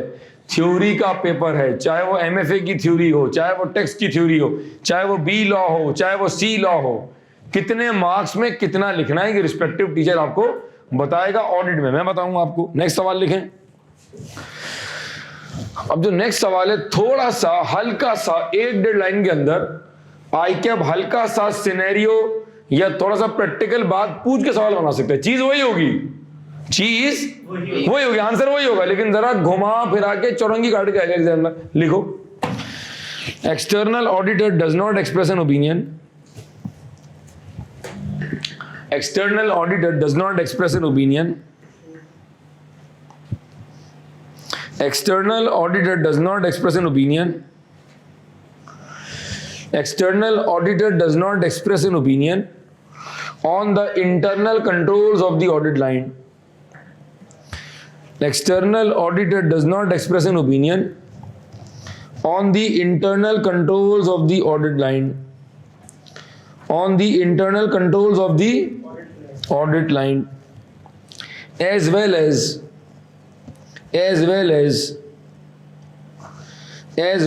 the whole annual report, as well as the whole annual report। इसका मतलब है ना हम इंटरनल कंट्रोल पर कोई ओपिनियन दे रहे हैं और ना हम annual report as a whole पर कोई ओपिनियन दे रहे हैं, ये मतलब है ना। External auditor does not express an opinion on the internal controls of the audit line as well as the whole annual report, comma kindly comment। ये सवाल आई कैब का, काइंडली कमेंट। चेक कर रहे हैं आप सवाल कैसा बनाया उसने, काइंडली कमेंट। अब आप पढ़ना शुरू करें स्कोप। कितने सवाल लिखवाए मैंने आपको?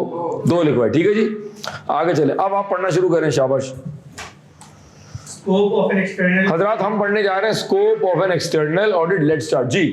Scope of an external audit. Scope of an external audit is determined by the auditor having regard of the following. पहला ISA, IFRS and IAS. तीसरा Local law. हमारे लोकल लॉ क्या है? हमारा लोकल लॉ क्या है? कंपनीज एक्ट 17, इससे पहले था कंपनीज ऑर्डिनेंस 1984। आगे and Scope defined by scope defined में कौन बता रहा है हमें? Professional bodies like ICAP and ACCA या terms of an audit engagement as per ISA 2. हाँ अच्छा, कहो 210 ISA 210 एंगेजमेंट लेटर 210 ये कहता है ए ऑडिटर ऑडिट शुरू करने से पहले क्लाइंट से आपस में चीजों को एग्री कर लो। क्लाइंट को बता दो हमारी जिम्मेदारी है, तुम्हारी जिम्मेदारी है, ताकि दौरान ऑडिट किसी भी किस्म की कोई कंफ्यूजन ना हो। 210 ये कहता है ए ऑडिटर क्लाइंट के साथ सीमेंस है, पीएसओ है, शेल है, तुम एएफएफ हो, तुम केपीएमजी हो, तुम ऑडिट शुरू करने से पहले क्लाइंट के साथ कागज के ऊपर चीजों का आपस में agree to be discussed in ISA 210। चौथा लेक्चर है स्टैंडर्ड्स याद होना शुरू हो गए हैं। प्लानिंग एंड ऑडिट 300 में कर रहे थे, रिस्क असेसमेंट 315 में कर रहे थे, एविडेंस 500 में गैदर कर रहे थे, रिपोर्ट 700 में दे रहे हैं, फ्रॉड 240 में चल रहा है, और इंगेजमेंट लेटर क्लाइंट के साथ जो हमारी मंगनी की रस्म है वो 210 में अदा हो रही है। कुछ समझ आ रहा है? हम आहिस्ता आहिस्ता ऑडिट के समंदर में गोते मार रहे हैं, बस ध्यान रखना कहीं शार्क ना आ जाए। ठीक है, जरा दोबारा पढ़ लें। 4 scope defined by scope defined by professional bodies like ICAP and ACCA. और next, Terms of an audit engagement अच्छा। as per ISA. ठीक है, आगे चलो। Scope of an audit. हजरात ये बहुत अहम बात पढ़ने जा रहे हैं, पहले रीडिंग कर लें फिर समझाऊंगा। Start ji. Scope of an audit covers only financial statements and not the. हाँ, इसका मतलब है कि हमने पूरी एनुअल रिपोर्ट को ऑडिट नहीं किया है। इसमें से क्या चीज से हमारा ताल्लुक है? फाइनेंशियल स्टेटमेंट, क्योंकि बाकी चीजें हमारे स्कोप का पार्ट। हमने सिर्फ और सिर्फ किसका ऑडिट किया है? हमारे स्कोप में सिर्फ क्या शामिल है? बाकी चीजों से हमारा हमने उनको वेरीफाई, हमने कोई ऑडिट। आगे चलो next. Scope of an audit covers scope does not assure the efficiency and effectiveness of management and those charged with. Management ने एफिशिएंटली काम किया, इफेक्टिवली काम किया, आगे भी करेंगे, आज भी कर रहे हैं, ये हमारे स्कोप का पार्ट नहीं है। इसका मतलब है हमने आज रिपोर्ट साइन की और हमने ओपिनियन दिया कि accounts are giving a true and fair view.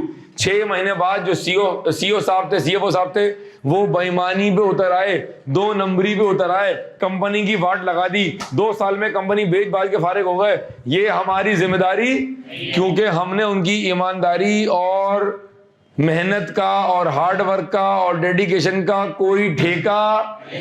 हम तो ऑडिटर हैं, हमने तो फाइनेंशियल स्टेटमेंट पर ओपिनियन दिया है, दिलों का हाल थोड़ी ना जानते हैं। हम कोई ज्योतिष पंडित थोड़ी ना है। काश पता होता तो हमारा ये हाल ना होता। जी सी। Scope of an audit does not assure the future viability. हमने रिपीट कर, हमने फ्यूचर की कोई गारंटी थोड़ी ना दी है। अब यहां पर आप एक पॉइंट लिखें, to be further linked with ISA 570 लिखो जाबश। मैं अभी से तुम्हें लिंकिंग सिखा रहा हूं कि मैं तुमसे क्या कहूंगा और तुमने कहां पहुंचना है। To be further linked with ISA 570। Sir ये 570 की होता है सर? 570 है गोइंग कंसर्न। 570 क्या है? गोइंग कंसर्न, ग्रोइंग नहीं, गोइंग कंसर्न। क्या है जी 570? अच्छा, एक चीज मैं सिर्फ आपको बता दूं जरा, ये जो भी आपने पहला पॉइंट पढ़ा, मैं इस पर सिर्फ आपको एक वजाहत कर रहा हूं। This will further be discuss इंशाल्लाह इन सीए फाइनल, जब आप पहुंचेंगे वहां। Scope of an audit covers only financial statements and not the whole annual report. इसके आगे लिखे to be further discussed in ISA 720। ये सीए फाइनल में पढ़ेंगे आप। To be further discussed in ISA 720। 720 CAF 8 का पार्ट नहीं है। 720 will be discussed, 720 will be discussed in CA final. Sir जरा खाली अगर समझा दें 40 सेकंड के अंदर, अगर इस एनुअल रिपोर्ट में कोई ऐसी बात लिखी हुई है जो फाइनेंशियल स्टेटमेंट से तजाद कर रही है या फाइनेंशियल स्टेटमेंट्स को डाउटफुल कर रही है, कोई ऐसी बात इसमें लिखी हुई है डेटर रिपोर्ट के अंदर, चेयरमैन रिपोर्ट के अंदर, किसी और मैनेजमेंट की रिपोर्ट के अंदर, जो अकाउंट्स के कॉन्ट्रा है, तो फिर हमारा उसमें क्या किरदार होगा, फिर हमें क्या करना होगा, ये आप कवर करेंगे आइजा 720 के अंदर सीए फाइनल में। आगे चलो, most important is point number D. Most important is point number D. पढ़े जरा शाबाश। Scope and of audit opinion does not cover an opinion on the internal controls of the audit client. However, external auditor considers internal controls in audit. एक minute, थोड़ा और speed slow कर दे, दोबारा पढ़, थोड़ा बहुत अहम बात है, स्पीड स्लो कर, दोबारा पढ़। Scope of an audit opinion does not cover an opinion on the internal controls of the audit client. ठीक है, कुछ समझ तो आ रहा होगा, आगे चलो। However, external auditor considers internal controls in order to design audit procedure to determine the audit risk, to express an opinion on the financial statement of the company. जी, कौन समझा रहा है मुझे इसका क्या मतलब है? कौन समझा रहा है? कौन डेयरिंग इनफ है? एक बार खुद से दोबारा पढ़ो, एक बार खुद से दोबारा पढ़ लो, खुद से खामोशी से, और मुझे बताओ जी। अब रिपीट करें, हम ऑडिट पे, अब जो मैं जुमला कह रहा हूं, अब जो मैं जुमला कहने जा रहा हूं, इस पर आईकैब ने उसी सितंबर 16 क्वेश्चन नंबर 5 17 मार्क के सवाल में एक चीज पूछी है, क्योंकि ये जो मैं जुमला बताने जा रहा हूं, ये जो मैं जुमला अभी कहने जा रहा हूं, ये जुमला ऑडिट रिपोर्ट में दिया हुआ है। जो हम लेक्चर नंबर 7 या 8 में स्टार्ट कर रहे होंगे। तो जरा गौर से सुनना और रिपीट करना पूरी जान मार के। दौरान ऑडिट हम सिर्फ फाइनेंशियल स्टेटमेंट्स पर ओपिनियन देते हैं। हाँ, दौरान ऑडिट हम क्लाइंट के, ऑडिट लाइन के इंटरनल कंट्रोल्स की अंडरस्टैंडिंग लेते हैं, लेकिन हम इंटरनल कंट्रोल्स पर कोई ओपिनियन नहीं देते, क्योंकि ये प्रैक्टिकली पॉसिबल नहीं है। हाँ, हम कंट्रोल की अंडरस्टैंडिंग लेते हैं, क्योंकि जब तक इंटरनल कंट्रोल की अंडरस्टैंडिंग नहीं लोगे, तुम्हें ओवरऑल अकाउंट्स के अंदर रिस्क का, RIS के रिस्क का तुम्हें पता नहीं चलेगा। जब तक वो पता नहीं चलेगा, सैंपल साइज ज्यादा काम करूं या कम काम करूं, इसका पता कैसे चलेगा। लिहाजा हम इंटरनल कंट्रोल्स की अंडरस्टैंडिंग तो लेते हैं, वेरीफाई तो करते हैं, लेकिन हम as an auditor, as per ISA 200, as per our basic concepts, हम ऑडिटर्स इंटरनल कंट्रोल पर कोई ओपिनियन नहीं देते हैं, क्योंकि हमारे स्कोप में सिर्फ और सिर्फ फाइनेंशियल स्टेटमेंट्स पर ओपिनियन देना है। ये हमारे स्कोप का पार्ट है। हमें सिर्फ और सिर्फ किस पर ओपिनियन देना है? पॉइंट दोबारा पढ़ लो, समझ आया? इसको मार्क कर लें, हाईलाइट कर लें, अंडरलाइन कर लें, जो भी आपके पास एक्स्ट्रा पेन है उससे जरा नोटिंग कर लें कि भाई इंपॉर्टेंट बात है, ठीक है? जिनके पास सिर्फ एक ही पेन है, वो कई साल से एक ही पेन से काम कर रहे हैं, वो जरा थूक लगा के इसको जरा मुनासिब कर ले, ठीक है जी? अच्छा, ये फर्क है हजरात में और खवातीन में, इनके पास शशके खत्म नहीं होंगे। मैं आए आपको एक शशका दिखाऊं थोड़ा सा। ये शशका चेक करें बहन मादरत, ये शशका चेक करें। ये हमारे लोंडो लपाड़ों में नहीं है। एक पेन पे पूरी तालीम मुकम्मल, एक रजिस्टर है, दरमियान में क्लास 9 की पोट्री है, इस तरफ तौसीफ का ख्वाब है, इस तरफ कैफ 1 है, दरमियान में FR2 है, कोने में ऑडिट चल रहा है। एक रजिस्टर, पूरी तालीम मुकम्मल। यहाँ शशके, फला हाइलाइटर, फला बॉल पेन, कंपास, कंपास का क्या काम है इधर, शार्पनर भी है, छील भी सकते हैं पेंसिल। बात समझ आ रही है? ठीक है जी, ये ले, बहुत शुक्रिया जी, जबरदस्त, क्या बात है आपकी। सर आगे चलें जी। हमने पॉइंट पढ़ा डी, दोबारा पढ़ लें आप, क्योंकि बीच में डिस्ट्रैक्शन आ गई मेरे लिए जी। Scope of an audit opinion does not cover an opinion on the internal controls of an audit client.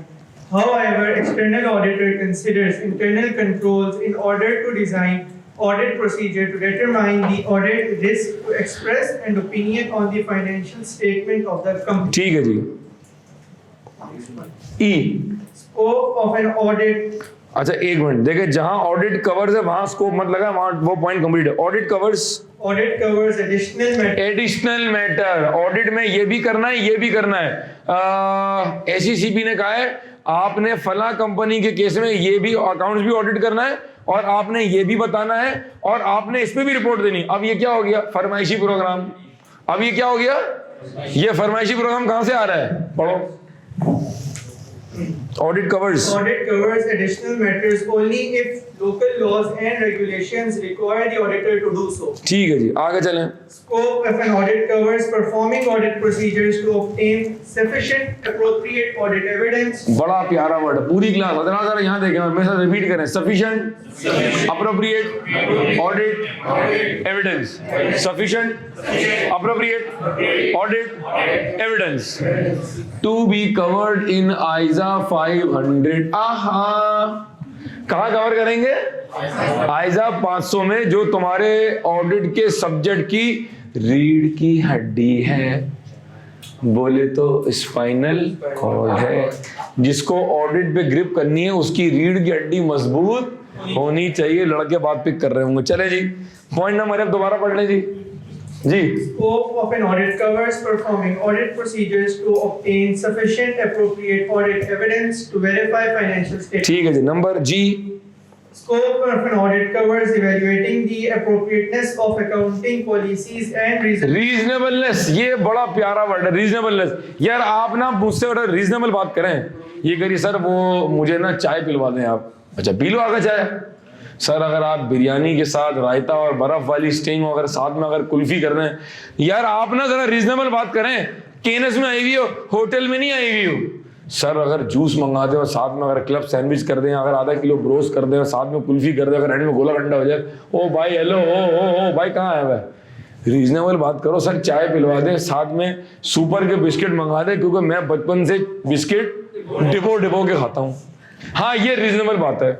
इसका मतलब है आम जिंदगी में एट टाइम्स आपने सुना होगा यार तो बड़ी अनरीजनेबल बात कर रहा है यार, कहते हैं ये एक है रीजनेबल और एक है क्या है। अगर पिछले 5 साल सुनना गौर से, अगर पिछले 5 सालों में मैनेजमेंट जो प्रोविजन फॉर वारंटी बनाती है वो हमेशा 10 लाख के अंदर होता है। अगर इतनी आपकी सेल है, कंपनी कह रही जब भी हम इतनी गाड़ियां बेचते हैं तो इतनी गाड़ियों में मैन्युफैक्चरिंग फॉल्ट आता है, तो हमने जो है एक एक्स अमाउंट का क्या बनाया हुआ प्रोविजन फॉर, अचानक से आपने 8 लाख से प्रोविजन कर दिया 25 लाख। ये रीजनेबल है क्या अनरीजनेबल है? पॉइंट पढ़ो। ये जो बात मैंने आपसे की है मुझे नहीं पता ये पेपर में कहां कैसे एग्जामिन हो जाएगी, ये जादू होगा इंशाल्लाह, इसलिए हर बात ध्यान से सुनना भाई जी। Scope of an audit covers evaluating the appropriateness of accounting policies and the reasonableness of accounting estimates made by management. पूरी class made by.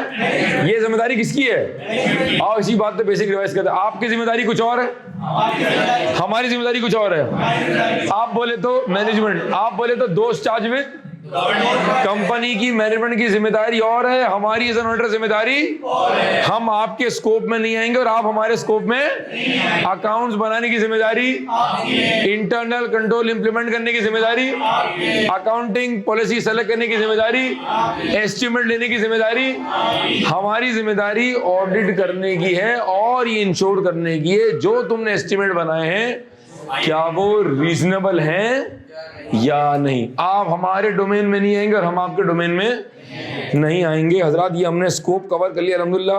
Point number A से लेके जी तमाम बच्चे खुद से एक बार पढ़ लें एंड वील मूव फॉरवर्ड। जी हजरात let's move forward. Scope of an audit cover करने के बाद आगे चलते हैं और अब मैं अपने बुकलेट के पेज नंबर 25 पर हूं जहां हम 2 अहम बातें पढ़ने जा रहे हैं। एक कॉन्सेप्ट है प्रोफेशनल जजमेंट का और उसके अगले पेज पे कॉन्सेप्ट दिया हुआ है प्रोफेशनल स्केप्टिज्म का। अब ये वर्ड समझाने के लिए ना मुझे कुछ आपको देनी पड़ेंगी आसान एग्जांपल्स और आप मुझे फॉलो करेंगे, पिक करेंगे इंशाल्लाह बात को। What is judgement? What is judgement कैसे समझाओगे? सर ये बताएं आजकल चार्टर्ड अकाउंटेंट्स की क्या वैल्यू चल रही है? तो मैंने आपको पहली क्लास में बताया कि आजकल जो चार्टर्ड अकाउंटेंट है अगर वो बिग 10 फर्म से निकल रहा है इररिस्पेक्टिव कि उसको अटेम्प्ट कितने लग रहे हैं, 1-1.5 साल एक्स्ट्रा लग गया, 12 जो भी है, इस वक्त चार्टर्ड अकाउंटेंट की जो मार्केट वैल्यू है दैट स्टार्ट्स फ्रॉम 120 और 150 के स्लैब के दरमियान है। डिपेंड कर रहा है किस इदारे में जा रहे हैं, डिपेंड कर रहा है आपका इंटरव्यू कैसा हुआ, डिपेंड कर रहा है कंपनी कौन सी, मल्टीपल फैक्टर्स है। ये जो मैंने आपको बात बताई है कि इस वक्त जॉब मार्केट क्या चल रही है, ये मैंने आपको ऐसे को तुक्का मारा या मैंने आपको एज पर माय जजमेंट बताया? पार्टिसिपेट करना, आखिरी 10 मिनट पार्टिसिपेट करना। सर ये बताएं कि जो सिमा का पेपर है top CIMA, it's not Seema it's CIMA. क्या ये? हाँ एक दो जगह मैं सीमा कर रहा हूं, मैंने कहा भाई ये सीमा नहीं इट्स सिमा। यूरोप की नंबर 1 क्वालिफिकेशन है और सिमा का जो एग्जाम्स हैं वो ACCA और CA दोनों से मुश्किल होते हैं। It is one of the top qualification of Europe सिमा।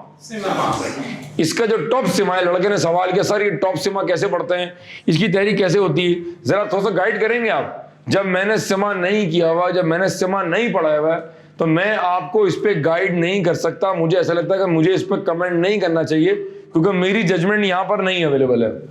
मैं आपको बोंगी मार सकता हूँ लेकिन मैं आपको एडिक्वेट जजमेंट या प्रॉपर जजमेंट या प्रोवाइड नहीं कर सकता। ठीक है जी।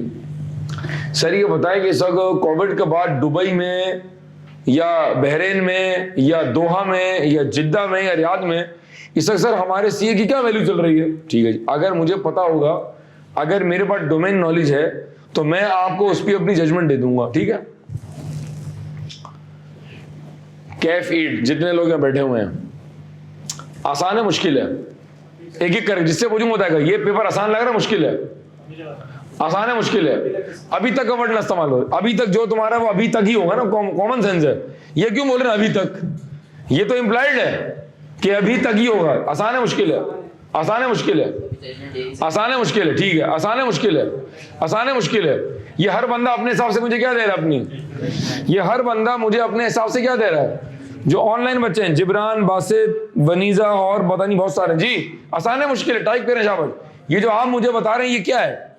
इजी। ठीक है जी, ये आपकी अपनी जजमेंट है। ठीक है जी। थ्योरी का पेपर दिन में पढ़ना चाहिए, रात में पढ़ना चाहिए? दिन में, रात में? दिन में, रात में?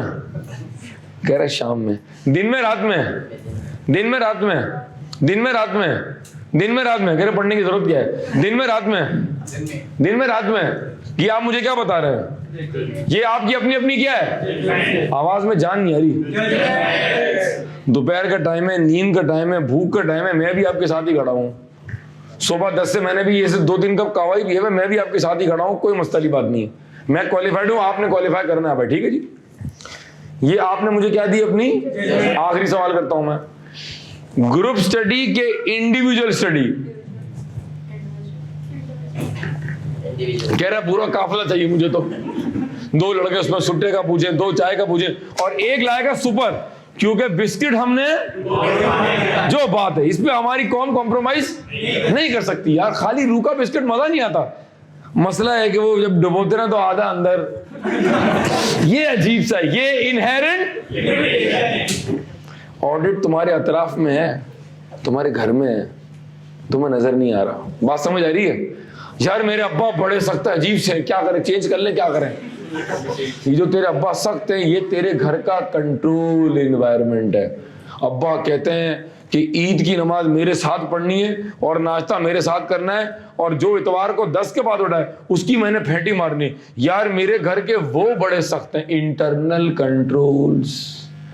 ऑडिट तुम्हारे अतराफ में, तुम्हारे घर में, तुमको पता नहीं था, मैं तुमको बता रहा हूं। Combined study, individual? Individual, individual. कह रहा पढ़ूंगा ही नहीं। हाँ, ये आप क्या दे रहे हैं मुझे अपनी? एक ऑडिटर, दौरान ऑडिट, जिसकी 3 स्टेजेस हैं, start of the audit, during the audit, उसको दौरान ऑडिट अपनी जजमेंट एक्सरसाइज करनी पड़ेगी।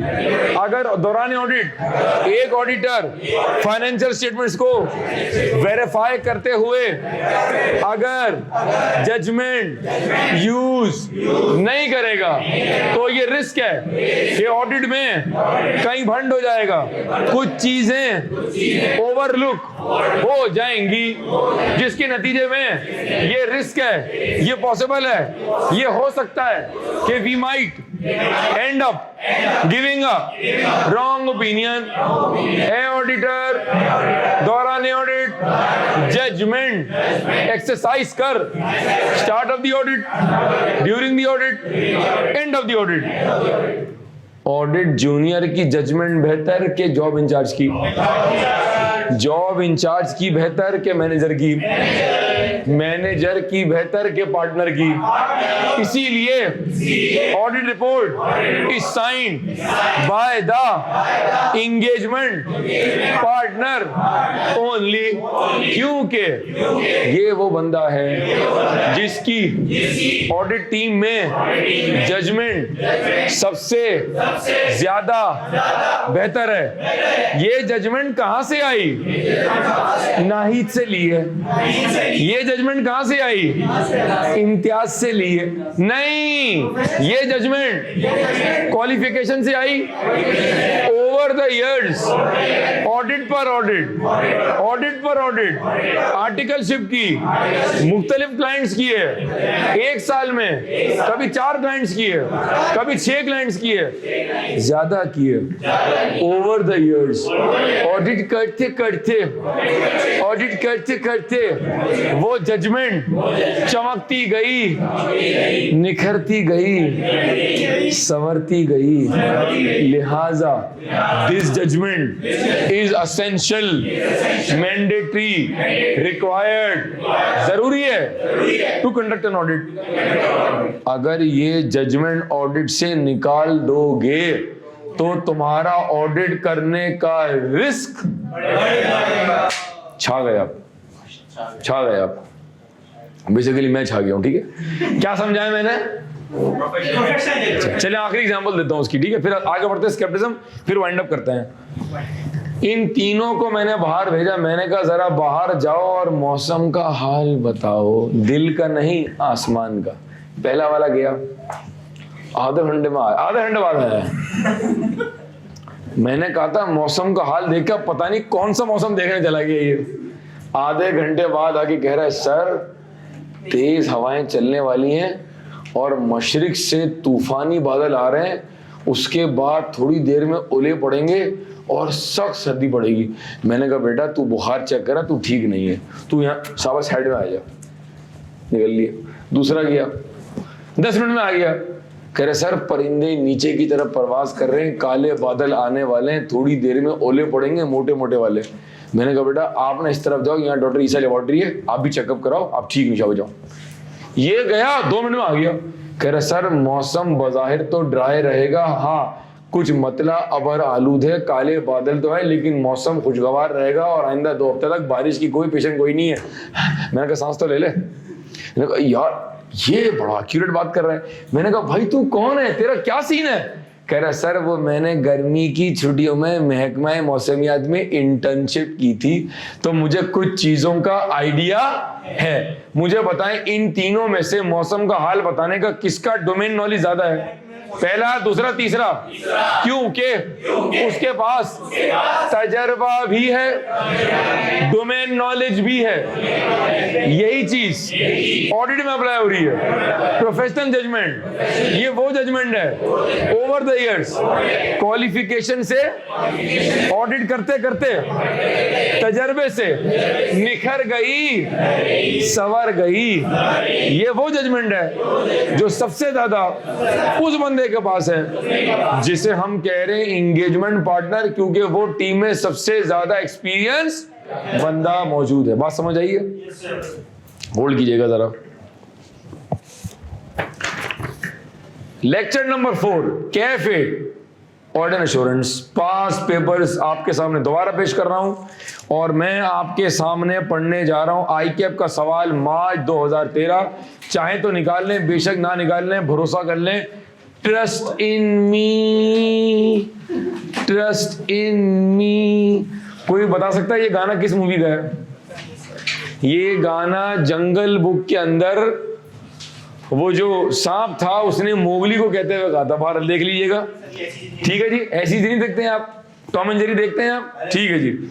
हाँ मैं देख रहा हूँ टॉम एंड जेरी, तो मैं आज खुद देख रहा हूँ जी। मार्च 2013। सवाल कौन सा है जी? मार्च 2013। ठीक है जी, बहुत शुक्रिया आपने बात की। Briefly describe the meaning of professional judgment. ICAP का सवाल जो मैंने अभी कुछ देर पहले समझाया। Explain its importance in the context of an audit and identify the key decisions/areas where an auditor may need to apply professional judgment. 8 number का सवाल है, ये मेरी बुकलेट है और ये 8 नंबर का जवाब यहाँ दिया हुआ है। सर लेकिन यहाँ तो जगह खाली है, क्योंकि मैं आपको लेक्चर नंबर 5 में इसकी ड्राफ्टिंग यहाँ खुद करवाऊंगा। फिर आप घर जाकर प्रैक्टिस, फिर आप चीते होकर पागल जंगलों की तरफ भागेंगे। जुमला खुद कंप्लीट हो रहा है, आगे चले। हजरत लेट्स मूव फॉरवर्ड। मैंने क्या कवर कराया? अगले 10 मिनटों में क्या समझाने जा रहा हूं, और लेक्चर नंबर 5 में हम दोनों बातों को बुकलेट से कवर कहो। Professional scepticism.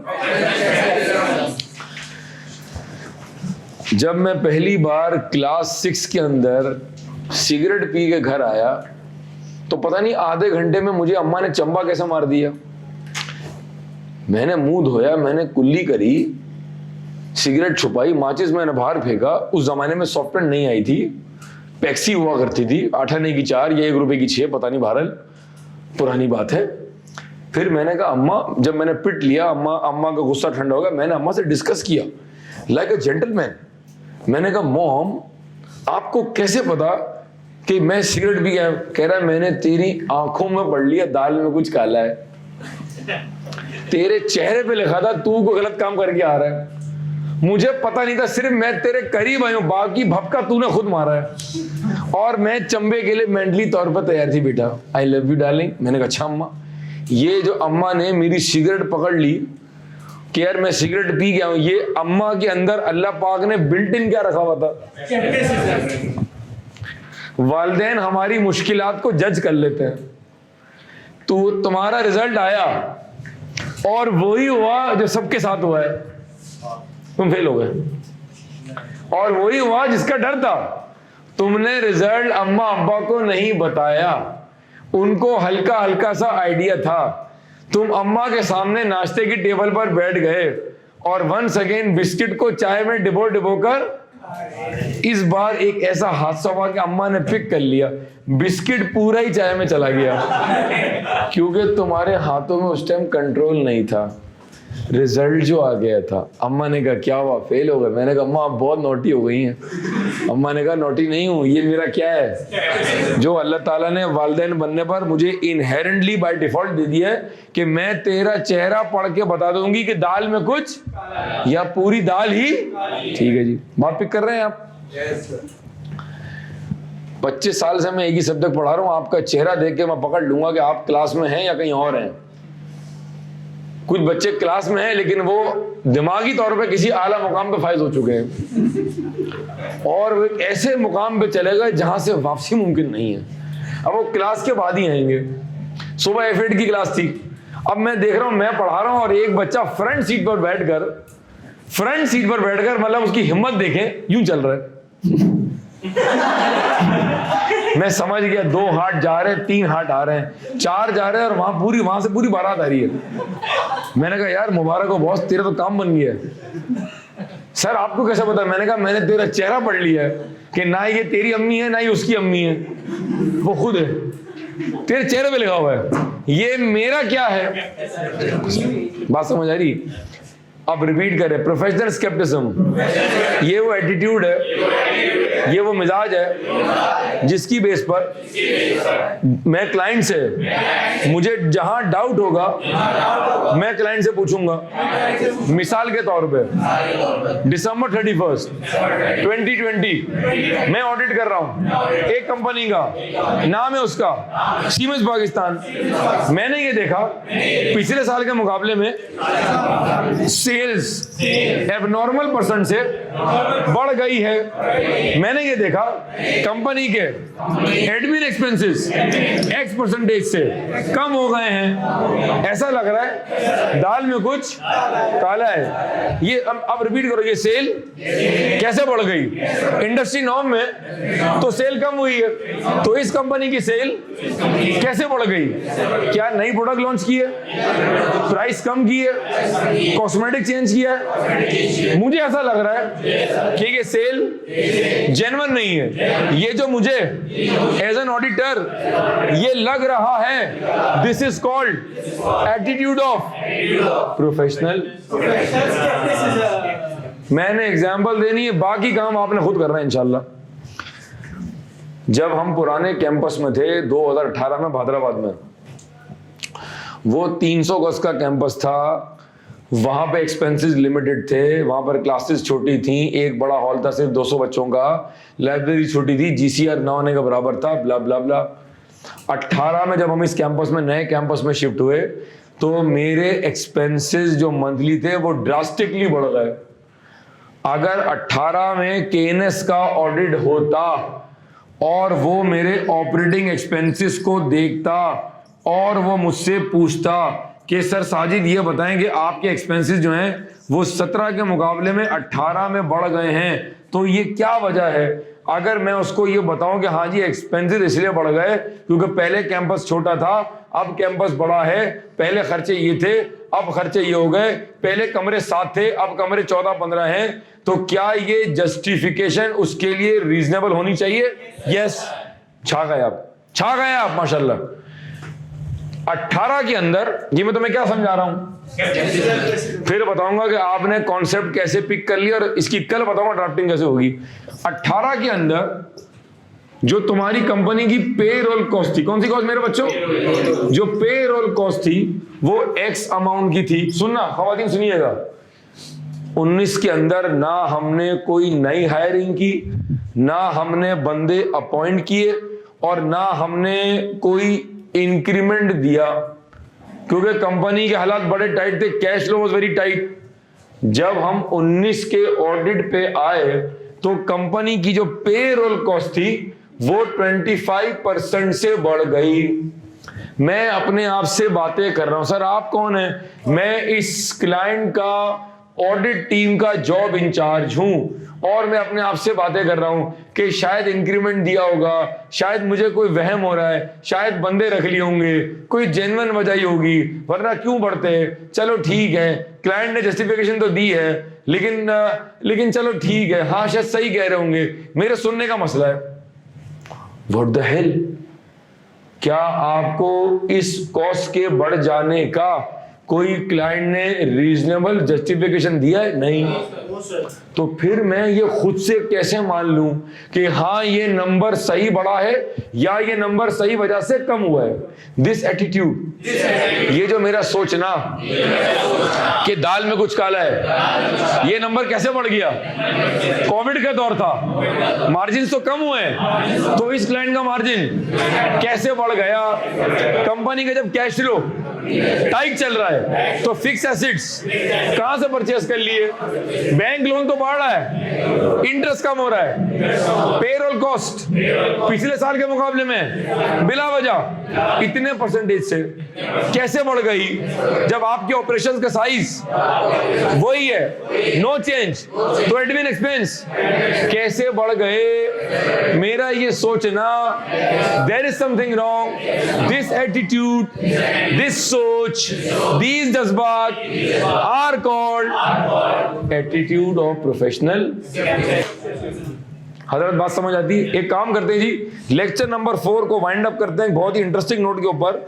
हम आपको लिखवाते हैं कि प्रोफेशनल जजमेंट और स्केप्टिज्म पर आई कैप का एग्जामिनर सवाल कैसे बनाएगा। ट्रस्ट मी ऑन दिस, 90% जो मैं आपको चीजें लिखवाऊंगा इंशाल्लाह जब आई कैप सवाल बना रहा होगा तो वो सवाल उसी तरह बन जाएगा based on my experience. Lecture number 5 में हम जजमेंट से बात का आगाज करेंगे, लेकिन आज लेक्चर नंबर 4 के एंड में मैं आपको इनके एक्सपेक्टेड सवाल लिखवा रहा हूं। स्टार्ट करो, पहले आ जाओ जजमेंट के ऊपर, पेज नंबर 25 के ऊपर जी, जहां लिखा हुआ है क्वेश्चंस टू बी आस्क्ड। लिखे जी, briefly explain the concept of professional judgment. Briefly explain the concept of professional judgment in the context of external audit.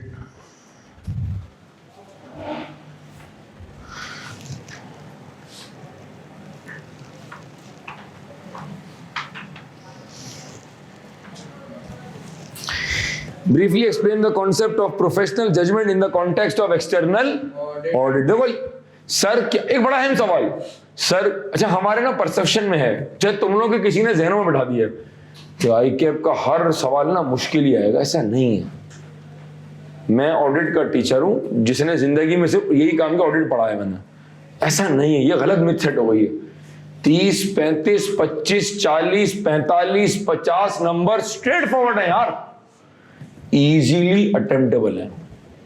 Her attempt में पासिंग नंबर मौजूद है। मैं बताऊंगा वो नंबर तुमने निकालने कहां से इंशाल्लाह। Just listen to me, just take care what I am saying, और घर जाकर उसी को एक बार रिवाइज कर लें। That's it. Can we do this? Simple deal है। इतनी मिथ करने की पता नहीं कितना पढ़ना पड़ेगा यार, इतना आप टेंशन में आप ना टेंशन ले ना टेंशन दें। आज हमने जितना पढ़ा है ना, रात तक का टाइम है, जब तक आप सोते नहीं, रात 12 बजे, आधा घंटा पौना घंटा खाते पीते कुछ भी हरकत करते हुए, खाते पीते टीवी देखते हुए, कुछ भी करते हुए पर रिवाइज कर लें आप। ये था जजमेंट में, ये था इसमें, ये था, ये कर सकते हैं। मैं बताऊंगा आगे जाके क्या याद करना है और क्या समझना है। अब ये सवाल एग्जामिनर ने एड्रेस पूछा हुआ है। क्या सवाल था? Briefly explain the concept of professional judgement in the context of external rote learning के सवाल पूछे मैं भाई। क्वेश्चन नंबर 2 सवाल लिखवाने जा रहा हूं। नंबर 2 किस टॉपिक के सवाल लिखवा रहा हूं? क्या चल रहा है? Basic concepts. लिखें जी, briefly discuss the concept of professional judgment shortcut में लेके इसको करते हैं पीजे। क्या करते हैं इसको? What is PJ? Professional judgement. क्या बात है। Briefly discuss the concept of professional judgement and explain its importance.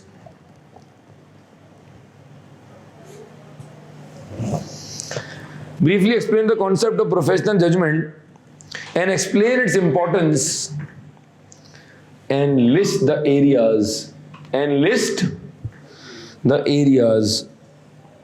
where professional judgment PJ is exercised by the external auditor. मैं repeat कर रहा हूँ slowly. Briefly discuss the concept of professional judgment and explain its importance and list the areas where professional judgment PJ is exercised by the EA, external auditor. Chatting कर रहे हैं, shortcut में बात कर लें, टाइम बचाएं, ठीक है जी। कितने सवाल हो गए? दो।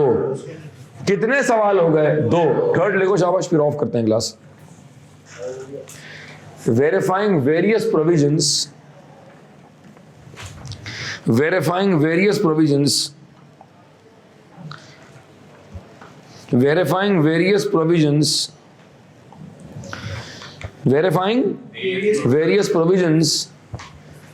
in the audit या in the accounts कर दो, in the accounts कर दो उसको।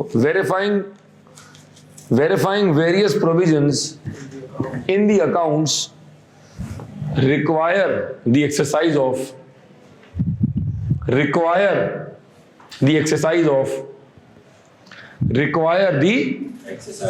of professional judgement. यकीन करें तीनों सवाल का आंसर एक ही है, सिर्फ तरीक़ेकार डिफरेंट है, जिससे हम पैनिक हो जाते हैं। अगर टीचर ने वो बात क्लास में 10 मरतबा बता दी है तो समझदार बच्चा पिक कर सकता है। रिपीट कर रहा हूँ, थर्ड सवाल। Verifying various provisions in the accounts require the exercise of professional judgment by the external auditor. Full stop. Kindly elaborate. Online वाले बच्चे साथ हैं मेरे, जिब्रान, बासित, वनीजा और भी लोग हैं, लेकिन वो खामोश हैं थोड़ा सा जी। Verifying various provisions in the accounts require exercise of professional judgment by the external. Kindly elaborate. कभी सवाल 2 नंबर का आ रहा होगा, कभी यही सवाल 5 नंबर का, कहीं यही सवाल 6 नंबर का। इसका मतलब है जो मेरा एक्सप्लेनेशन का कंटेंट है, जो मेरा आंसर का साइज है, वो डिपेंड करेगा on the number of concept. वही है, लेकिन the content will depend on the number of marks. हजरात, this concludes the lecture number 4। हम इस वक्त हैं कैफ 8 के बेसिक कॉन्सेप्ट्स के अंदर। जो हमारा फर्स्ट टॉपिक होगा इंशाल्लाह, वो हम स्टार्ट करेंगे फ्रॉम आइजा 500, जो कि हमारा ऑडिट का स्पाइनल कॉर्ड है। लेक्चर नंबर 4 का इख्तिताम मैंने 2 चीज़ों पर किया है। एक मैंने आपको बताया कॉन्सेप्ट ऑफ प्रोफेशनल स्केप्टिज्म, और एक मैंने बताया कॉन्सेप्ट ऑफ प्रोफेशनल जजमेंट।